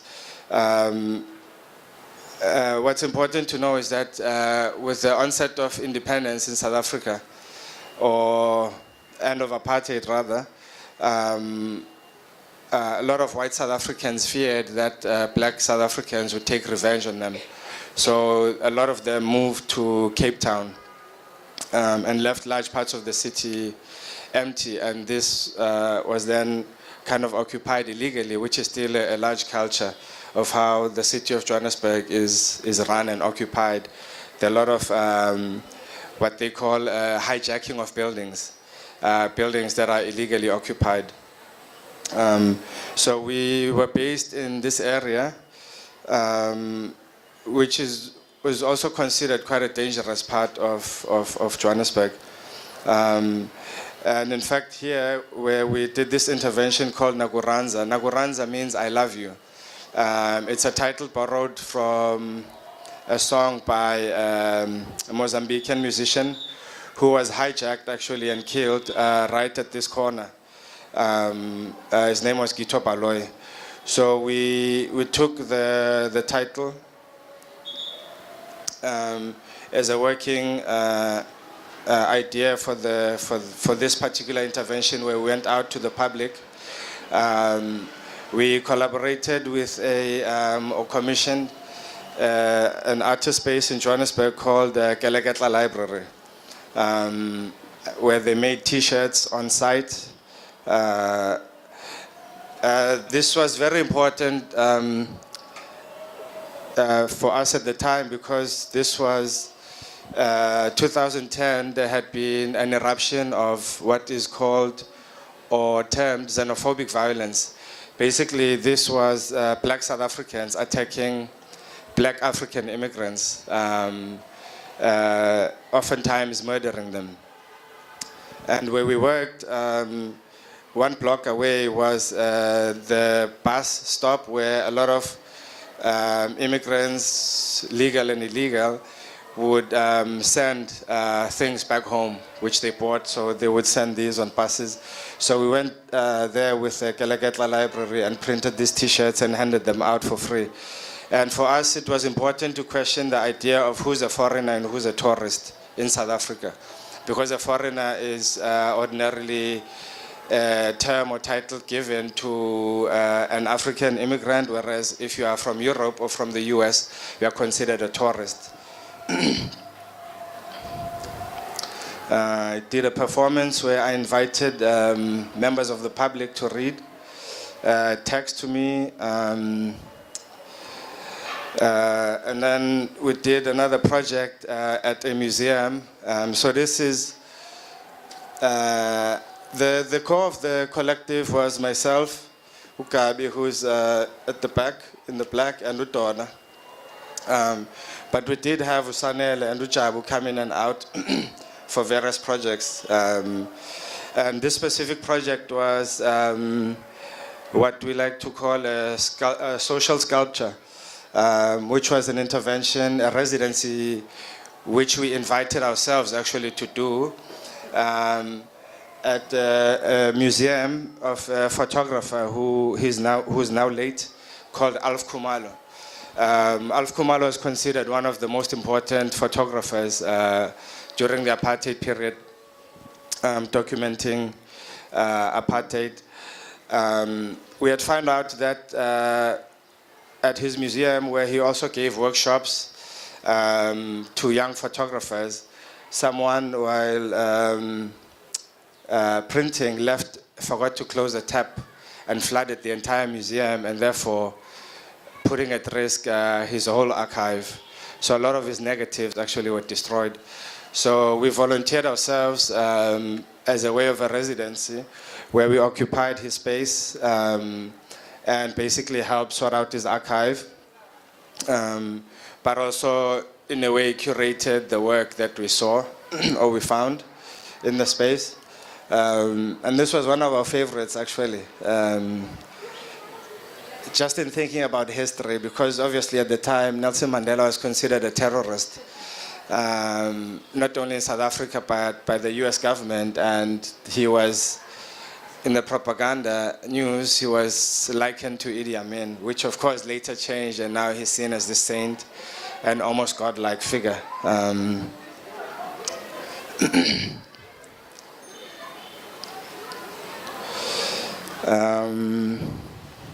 Okay. So you have a sense of the museum. So Alf Khumalo really, he transformed his first house actually into a museum, which is in Soweto. Unfortunately, Alf Khumalo passed away a few weeks after we did the residency, and his family basically, they closed us off from accessing and working with the archive. So we could only do one intervention there. And this is Ukabi, Sanel, and Don again. And the space had been divided according to photographic images that he took. So in this corner here, which Ukabi chose to sleep, was what we call the Winnie Mandela corner. So he was very close with Winnie Mandela. He had a lot of intimate photographs of her, and sometimes he would write at the back of the prints what time the picture was taken. Sometimes it was like 12:30 at night, and we made jokes actually that they probably had an affair, but it was just a joke. Don't quote me on this, please. And then Okwe Nwezo curated a show called The Rise and Fall of Apartheid, looking at photography during apartheid, but also photography as a weapon against apartheid, and invited us to do something. So what we did is we created a banner out of one of the photographs of Alf Khumalo, which was a banner that was being held by a student during the student uprising in 1976, saying they will never kill us all. I'm trying to speak to certain projects, but while trying to also answer like the question that was provoked to me, like the death of collectives. I think as a collective, we meditated a lot on the idea of death because we knew that we had a limited amount of time, which posed a very interesting question because one might think that if you knew your time and date of death, you would have more freedom to tie loose ends, to say goodbyes, or fix things that like relationships or whatever. But we found that actually this was not really the case because the more we were doing, the more we felt the need to do. But we were chasing this deadline we had set for ourselves, which was a 2-year period.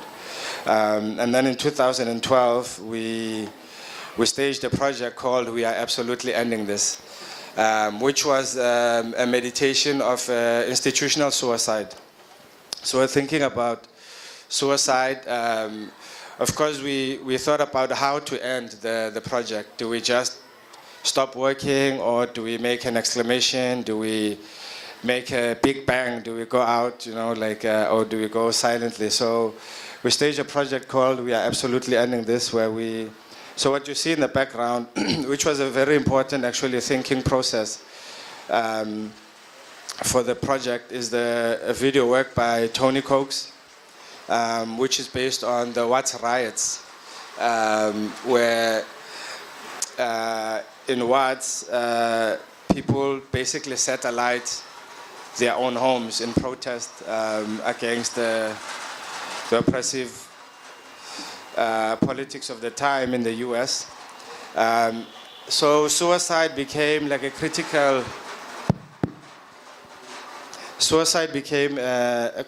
question to think moving forward because while this was staged in Johannesburg, in our space that we had been operating in, we were also invited to the new museum for 2013. Which of course posed a dilemma then, how do we exist if we had given ourselves a deadline? And we said, okay, we no longer exist after this. So instead we chose to think about this day, which was the 12th of the 12th of the 12th, the 12th of December in 2012.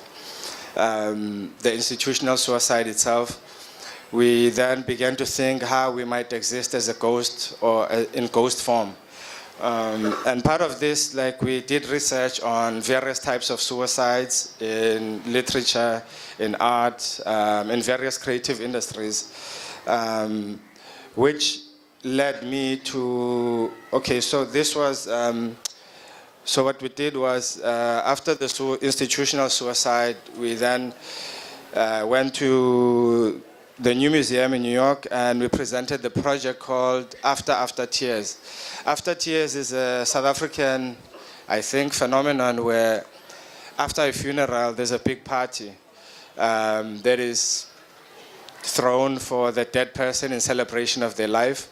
But After Tears is also called Wie sien ons in Afrikaans, which means who sees us, which also became really important for us to think about how do we then get seen after having committed institutional suicide, and what does it mean to continue existing beyond the time frame that we had set for ourselves. So at the new museum, I presented a performance lecture, which was based on the life and death of a South African writer who had died in New York, who fell to his death in 1965. Nat Nakasa is considered to have committed suicide. And so I presented a performance based on his life and work, which was a way to think about our own suicide. But in the process of doing this research, actually I found out that Nat Nakasa had received funding from the CIA while he still lived in South Africa. He received funding from through a covert foundation called the Farfield Foundation. And this was the same foundation that got him a scholarship to go study in the US. So he left South Africa to go study at Harvard. but because of the political situation at the time, black people are not allowed to travel outside of South Africa. So he accepted his study to Harvard on the basis that he would give up his South African passport. So that meant he could never come back to South Africa. So he chose to go to the US. He went, studied for a year. And because he'd gone on a student visa, which was then expiring after a year, he had no passport and nowhere else to go. And the US government refused to extend or to give him a passport or to extend his visa. So he was left with no citizenship and basically nowhere to go. And he is then said to have committed suicide by jumping out of a building in Manhattan. That's the kind of narrative that you find as you read. But as I was doing my research through the process, I realized that the CIA had developed this covert foundation which had been funding Nat Nakasa's publications while he still lived in South Africa. And I also found out that the apartment that he fell out of was owned by the CIA agent who had been the front guy with the Fairfield Foundation. And because he was still buried in the US, I decided after the performance, and it's only something that I got the idea while I was doing the performance in New York, to actually go and visit his grave. And I went with Donna Kukama, went up, we took a train upstate New York, where we read some poetry at his grave. We burned some impepo, which is a sage, and we did like some ritual kind of at his grave. We left New York, but I was really upset by the fact that upon visiting the grave, I realized also that the person who owned the title deed to his grave was the very same CIA agent whose apartment he had fell out of. And this bothered me somehow, and thinking about this person who, even in death, felt like he was still constricted because the South African government refused for his body to come back even in death. So while in my studio, at the time I had moved to Amsterdam, while in my studio in Amsterdam, I'd come back from drinking with friends at a bar, and I sat looking at my research material that I'd pasted on the wall. I decided to buy a flight to New York in a drunken state, with the idea that I would go and cut a piece of grass from his grave and take it back to South Africa. And this is the piece of grass that you see here now. So I did go to New York, cut the grass, and managed to take it back with me to the Netherlands. And for some time, I did performances, wall drawings, lecture presentations, text-based works, wrote some scripts based on my meditations on Nat Nakasa. So that was from 2012, and then in 2014 we presented this project at the Berlin Biennale. And 2 days after we launched this project in Berlin, the South African government announced that it was officially repatriating Nat Nakasa's remains back to South Africa. And of course everyone was excited because they say, oh, Kimang, you've been doing this work, look what's happened. I somehow felt defeated by the government. I felt like they stole the work from me in a way, but of course I was very happy that his remains were to be repatriated.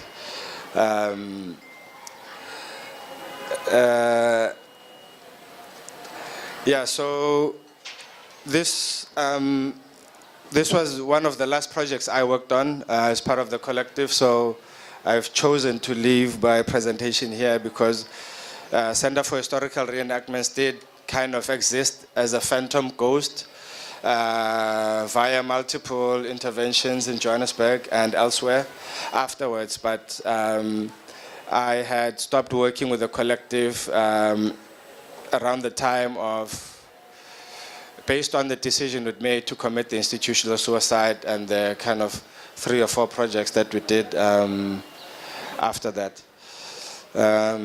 Yeah, I'm going to leave it here with the hope that we can discuss more collectively or as a group. So I was somehow surprised that the issue of money and funding was only marginally mentioned in some of the presentations. Even if we know that, very often it is actually at the, behind many of the decisions to how to shape these institutions, what to do, and very often to end it. So, this death is very often death by money or the lack thereof. Some of the institutions have closed that you mentioned. Some of them, are about to. Some of them are in various ghostly forms. But I would still be curious to ask you, if money wouldn't be a problem, what kind of institutions would you be shaping now in your context? Because very often, and in many of your talks, the kind of structures that you built were a response to things missing and a response to certain needs. And indeed, a response with, available resources. So looking at the current moment rather than the moment when you started the institutions, and again, with money not being a problem, what kind of institutions would you put out there? I think money is always a problem. I've never been invited to a project where it's oh, we don't have money, even a big museum, it's always, it seems to be always an issue for me. So I think rather I would think about it differently in terms of what kind of urgency would one have, because the South African context, I guess every context is very particular, but in South Africa, society was very divided. Black people are not allowed to study art during apartheid. So for people to make art was a large political act at the time. In fact, there's a number of collectives that existed that began in the late 60s, but only lasted up to the mid 70s because the government clamped down on people. So people are forced into exile. But even the idea of collectives now, for example, in a country like Zimbabwe, where 3 people gathering in public is an illegal gathering. In South Africa, 16 people gathering without a permit is illegal. The 16th person make it illegal. And these are questions I've been meditating on. What does it mean to be a collective? What is collectivity? What does it mean to collaborate? Or by what right are you a collective? So I think for me, the question was, money was always an issue, and I feel like it will always be an issue to some degree. But rather, it's about, and the reason why I had to go through 2 or 3 collectives is because the first one, Collective, which was my formative early years, we worked with no money. In fact, if you ask me how we paid for anything, I still wouldn't be able to tell you. But we managed to do and get things done. And that's because there was a sense of urgency at the time, which was based on the fact that there were no, of course, the space now has changed, the landscape. There's more galleries, there's museums now, there's foundations, which didn't exist at the time when we began working. So obviously then the questions become different as well as the market begins to occupy or take over. As you had mentioned about now you're becoming a backdoor rather, and it's similar in South Africa. So the questions then begin to change because even if you do have money, you are battling against institutions that are driven by the commodification or super commodification of practices. So for me, money will always be an issue, but rather it's about what kind of, what is the urgency? What are the questions of the day? with regards to the question of money, like Kemang said, it's always an issue, but within our project, we've tried to make it secondary. And that is strategic, because if we emphasize too much on the money, we devalue or we remove emphasis in the fact that it is our ideas that actually sustain the project, and that we are constantly thinking about how to be relevant to our time. And if you put yourself in that position, then more often than not, you also put yourself in a line like the currency. Money flows. It's not going to be a lot, because again, you're also thinking of where the money comes from and how you are helping in the distribution of that money. So it's not going to be a lot, but it passes through you. So for the past 10 years, we have focused more on the ideas, and then we have also been very strategic with how we go for funding. We work with 1 or 2 partners at a time. We know that the other partners are there, but we want them to come to us. We want them to knock at our door, and it's been successful. For example, Osiwa, Open Society Foundation in Dhaka, we announced our road trip, and they saw it, and they literally wrote us and said, can we have a conversation about giving you money for your project, because we find your project interesting. But we've always known them, we've never written them. We've been trying to make sure that it's also like a strategy for negotiation, because you've written us an email first. It means that whatever we say to you, we already have an advantage in that conversation. And this is very important. Also, this whole question about money, funding, especially in the African context, I think that it's really overemphasized. We try as much as possible to, if we have challenges, we see it, we try to see it as part of the project. But this whole discussing money as outside or something that will always come up, we try to really, doubly. But then, as I'm speaking now, remember what you said about emphasizing on the smallness of your institution as a way of getting away with anything. I found that very interesting, because we've played that as well. We've done that many times where we don't have a space, and it is sometimes intentional. We have been holding our hands back and becoming a big institution, not because we cannot do it, but because we also know that with that comes these other things, all this heaviness. And we prefer to stay like an apparition. We appear, we disappear. We appear, we disappear. That is to say, if we want to close, if we want to close shop today, we just do it, I use our Instagram page, as an analogy. We post only when we have something going on. And sometimes 2 weeks, 3 weeks, we don't post anything. And then we begin to flood it with, that's when we have projects, and that's really how we've been able, it's a way of also escaping all this institutional, emphasis on money, on partnership. That one is something that we are constantly reviewing. What are the terms of partnership? What are the terms of negotiations? We are very careful when we go into it. And we are always open to stop working with anyone. First time we work with a person, we say it's done. Because the project is evolving, it is relevant. The photos that I showed, they're full of young photographers, writers, filmmakers.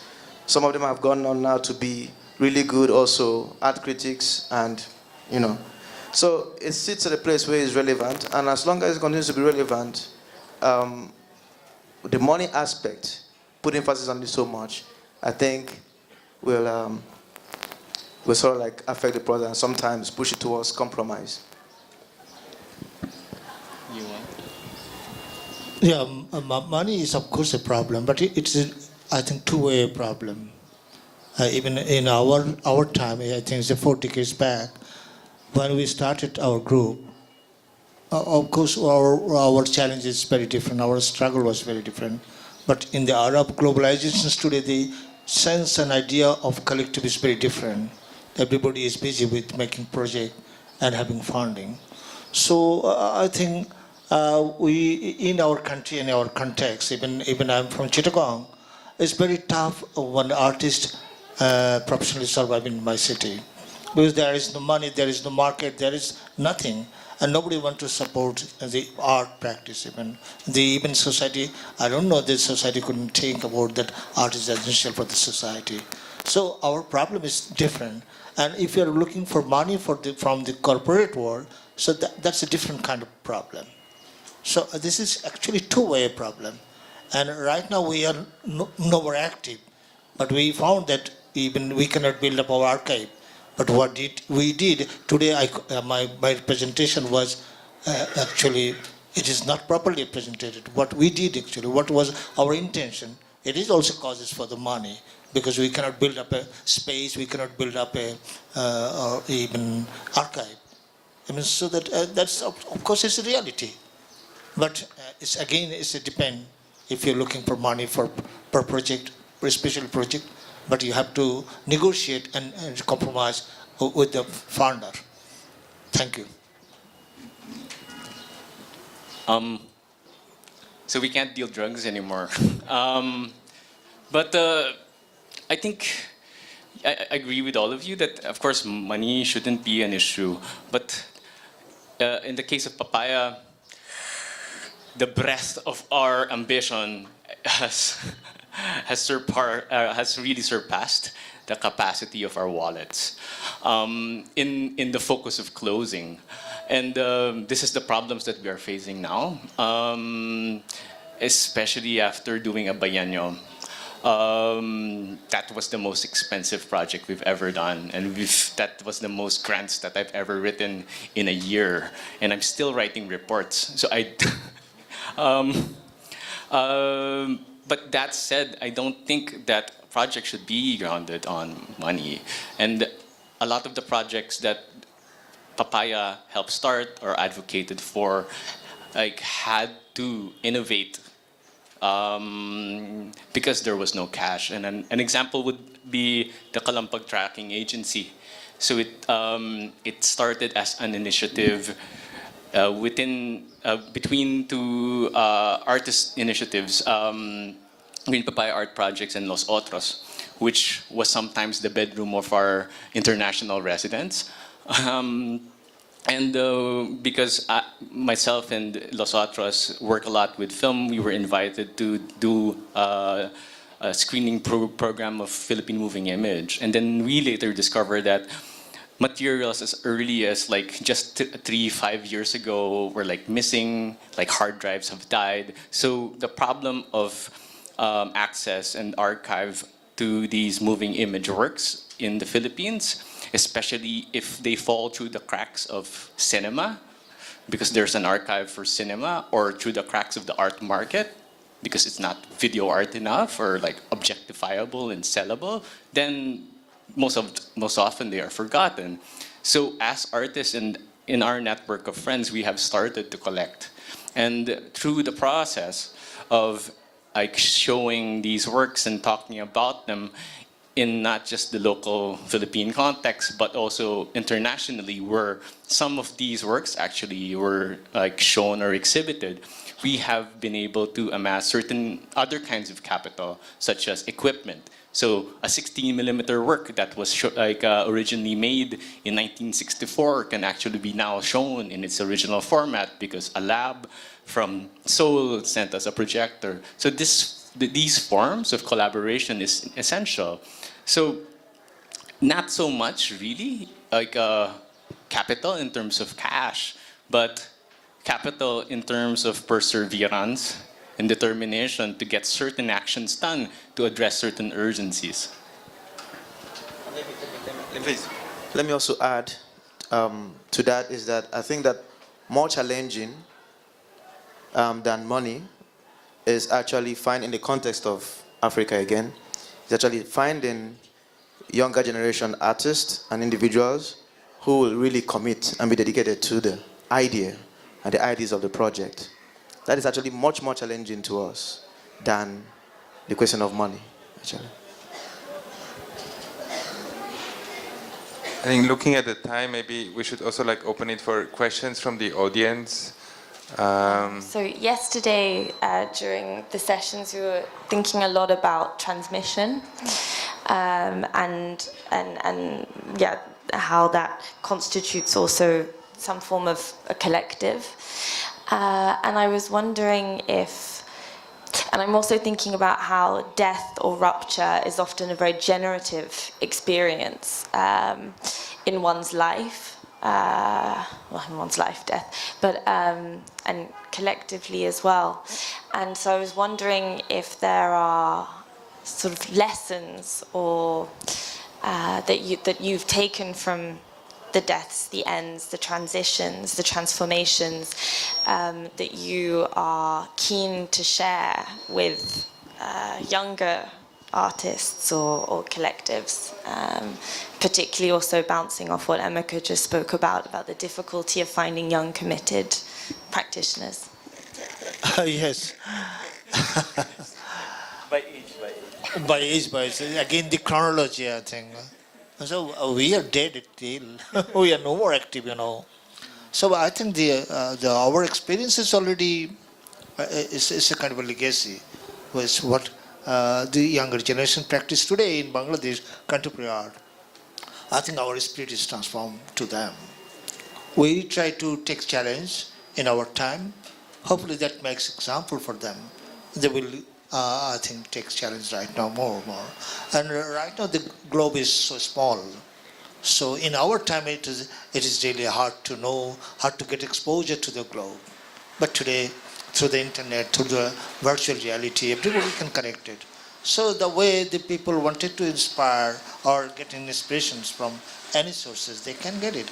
Even today, there are a lot of collectives in Bangladesh. In our time, nobody think about that, you know. So I think it's really ongoing. It's a very positive things happening around. Okay. Actually, I wanted to play a video. It's from the Dead Revolutionaries Club. In the manifesto edition, there's a video by Nastio Mosquito. In his manifesto, he says, "You must fear death, but more important than death, it is to die." And I like this line. I think for me to think about money, again, institutionalization, becoming institutional, but also the idea of death and or suicide. For me, it was always clear from the beginning, I had no desire to be part of an institution, to be institutionalized. So I think the question of money also comes into play there, like if you had money, what kind of institution would you have? Again, I would ask a different question to say, if you had all the money, what kind of institution would you not have? And for me, I know that I wouldn't want to have an institution like the MoMA. Because also the challenge with like institutions is that as much as what we are doing speak to institutional concerns in terms of structure, locality, context, and content generation and preservation or archiving in a way, would one really want to burden themselves with like keeping like an archive of 1,000 objects? That's a mega like operation already. So, and I feel like the larger something like that becomes, the more you change in terms of your spontaneity, your ability to respond to certain questions with authenticity or spontaneity, which for me is a very important thing. Spontaneity or the idea of the chance discovery, which is why I began with the work of the digging and discovering the bones, right? Is to always try and maintain this level of spontaneity, but also the chance discovery. So I think in committing the death, the idea also for me to leave the collective was based on the fact that I found myself more and more traveling to Lyon Biennale, Berlin Biennale, this other Biennale, and around the world presenting the project. in exhibition context. And I felt like it was losing the very relevance for which we had decided to start the project. So it became a kind of a representation of something which I no longer felt I was interested in. So for me, that speaks to, and I think this was a big question, and it might have taken some time for Gabi and the rest of the team to kind of reach a consensus or to find a way to rebirth, which did happen actually. So they started another space called Nothing Gets Organized, NGO. Nothing Gets Organized, which is an incredible title. So I think in that way, it's a beautiful way to answer that question, to think about the productivity of the suicide or the death in relation to what is it that you do not want to do. So the space can go 6 months without doing anything. And there's no kind of requirement or a need to justify it to the public. Like you are saying, Instagram can be empty for weeks, and it's about responding to the urgency or to the matter that comes, rather than having an institution where you fall into the pitfall of trying to fill in gaps because you have a deadline. If you've said like every month you have an exhibition, and if you are physically unable, mentally, emotional capacity, and unable to materialize these projects on a monthly basis, you continue, then the quality of what you're doing is actually disappearing. And for me, this was always like a very important thing to distinguish. And for the productivity then of the death came in answering that question, or like to relieve from that kind of pressure.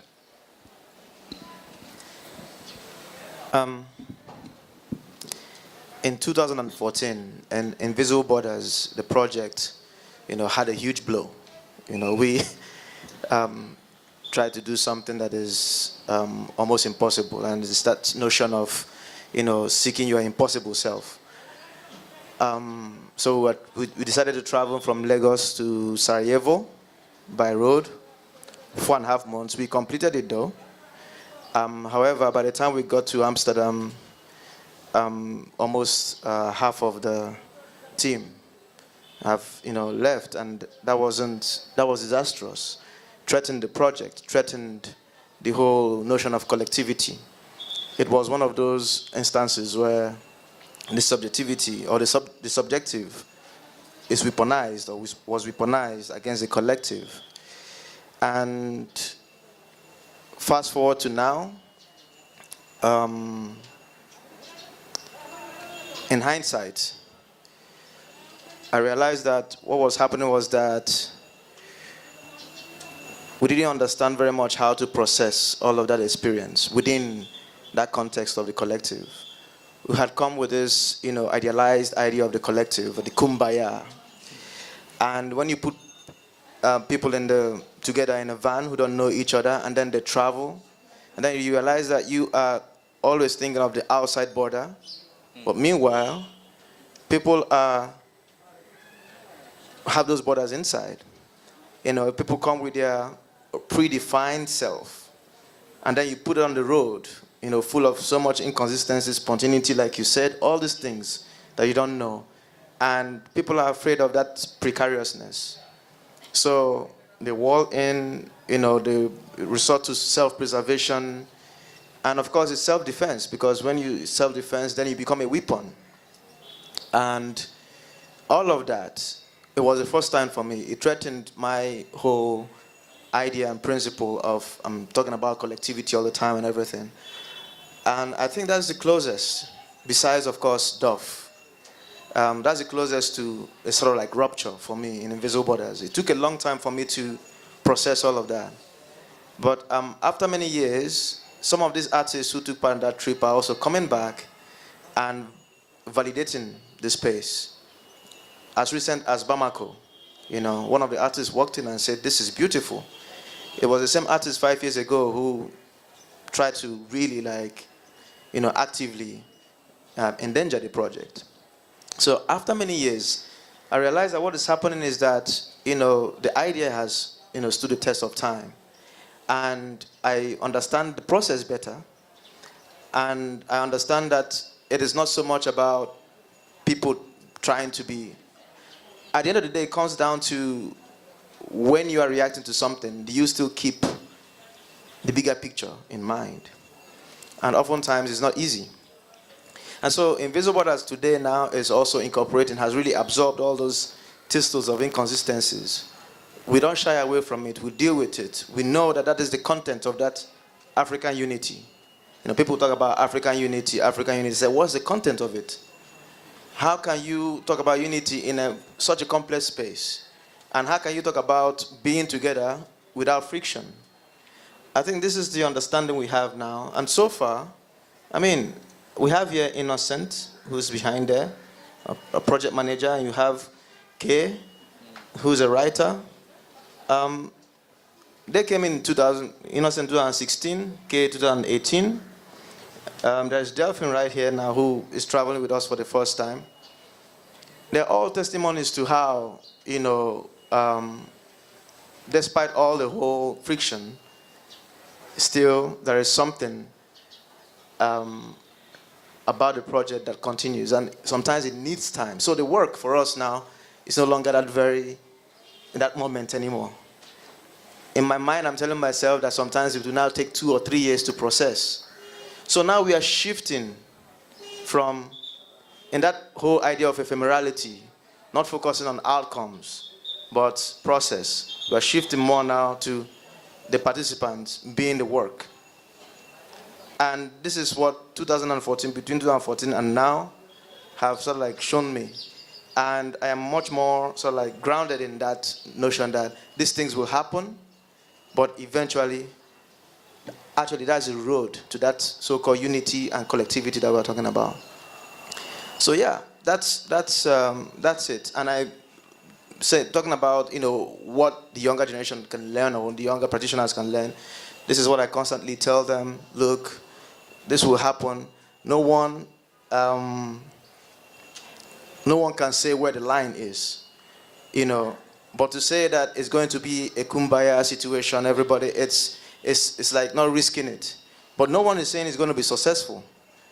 We are praying, we are hoping that when it's happening, that it's not going to come to a point where it breaks everything. But it's really going to get there, and you should be ready, you know, to get to that point. And that's the nature of the project. We were on the road for 10 days now with there were moments of tension, but I think a good part of it was absorbed by, you know, the temperament of our Bangladeshi colleagues. They have a way of dissipating tension. It's like, you know, they just absorb it and then it just goes by calmly.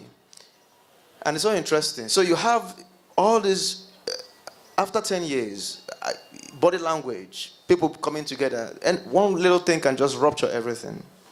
So it's interesting that when you are in a van together traveling, you realize that the work, the being together, actually depends on each and every one and how they understand the importance of that moment.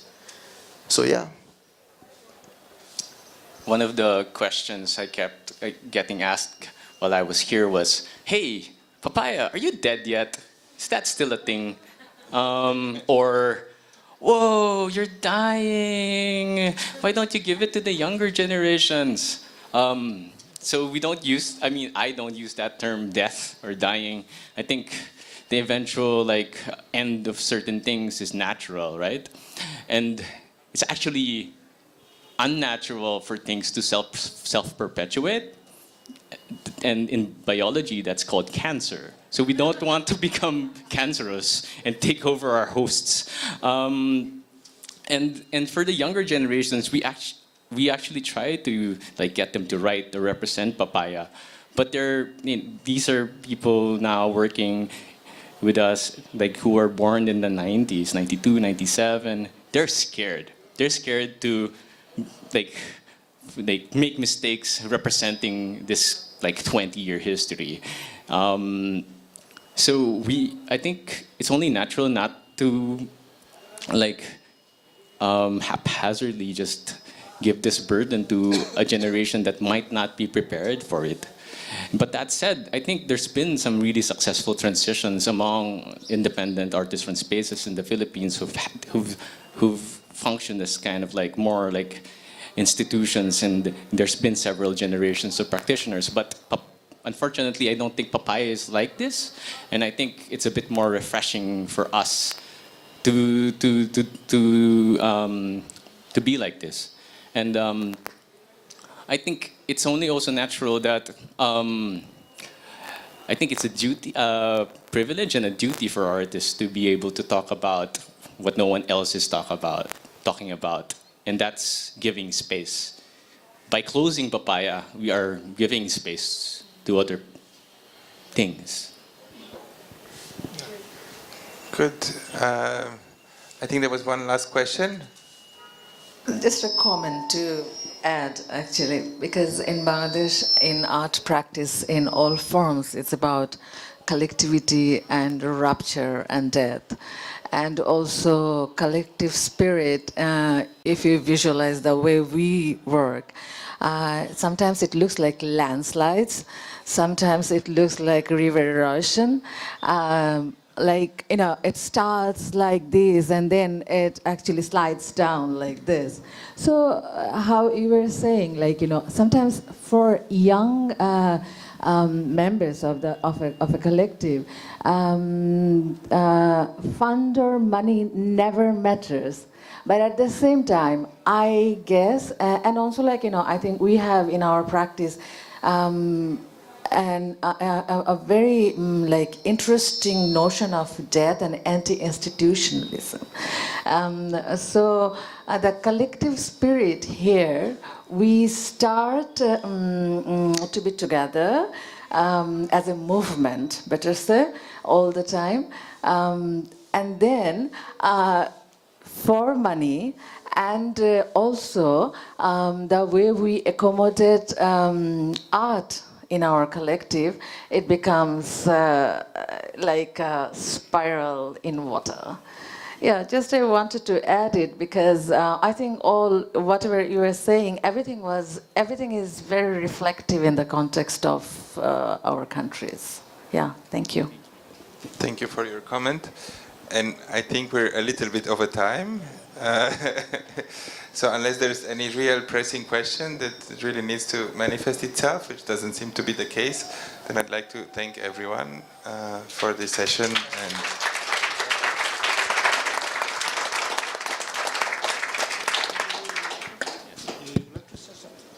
yes. Thank you very much for all of our panelists, and thank you very much, Cosmin, for the moderation, and for all of you for being here.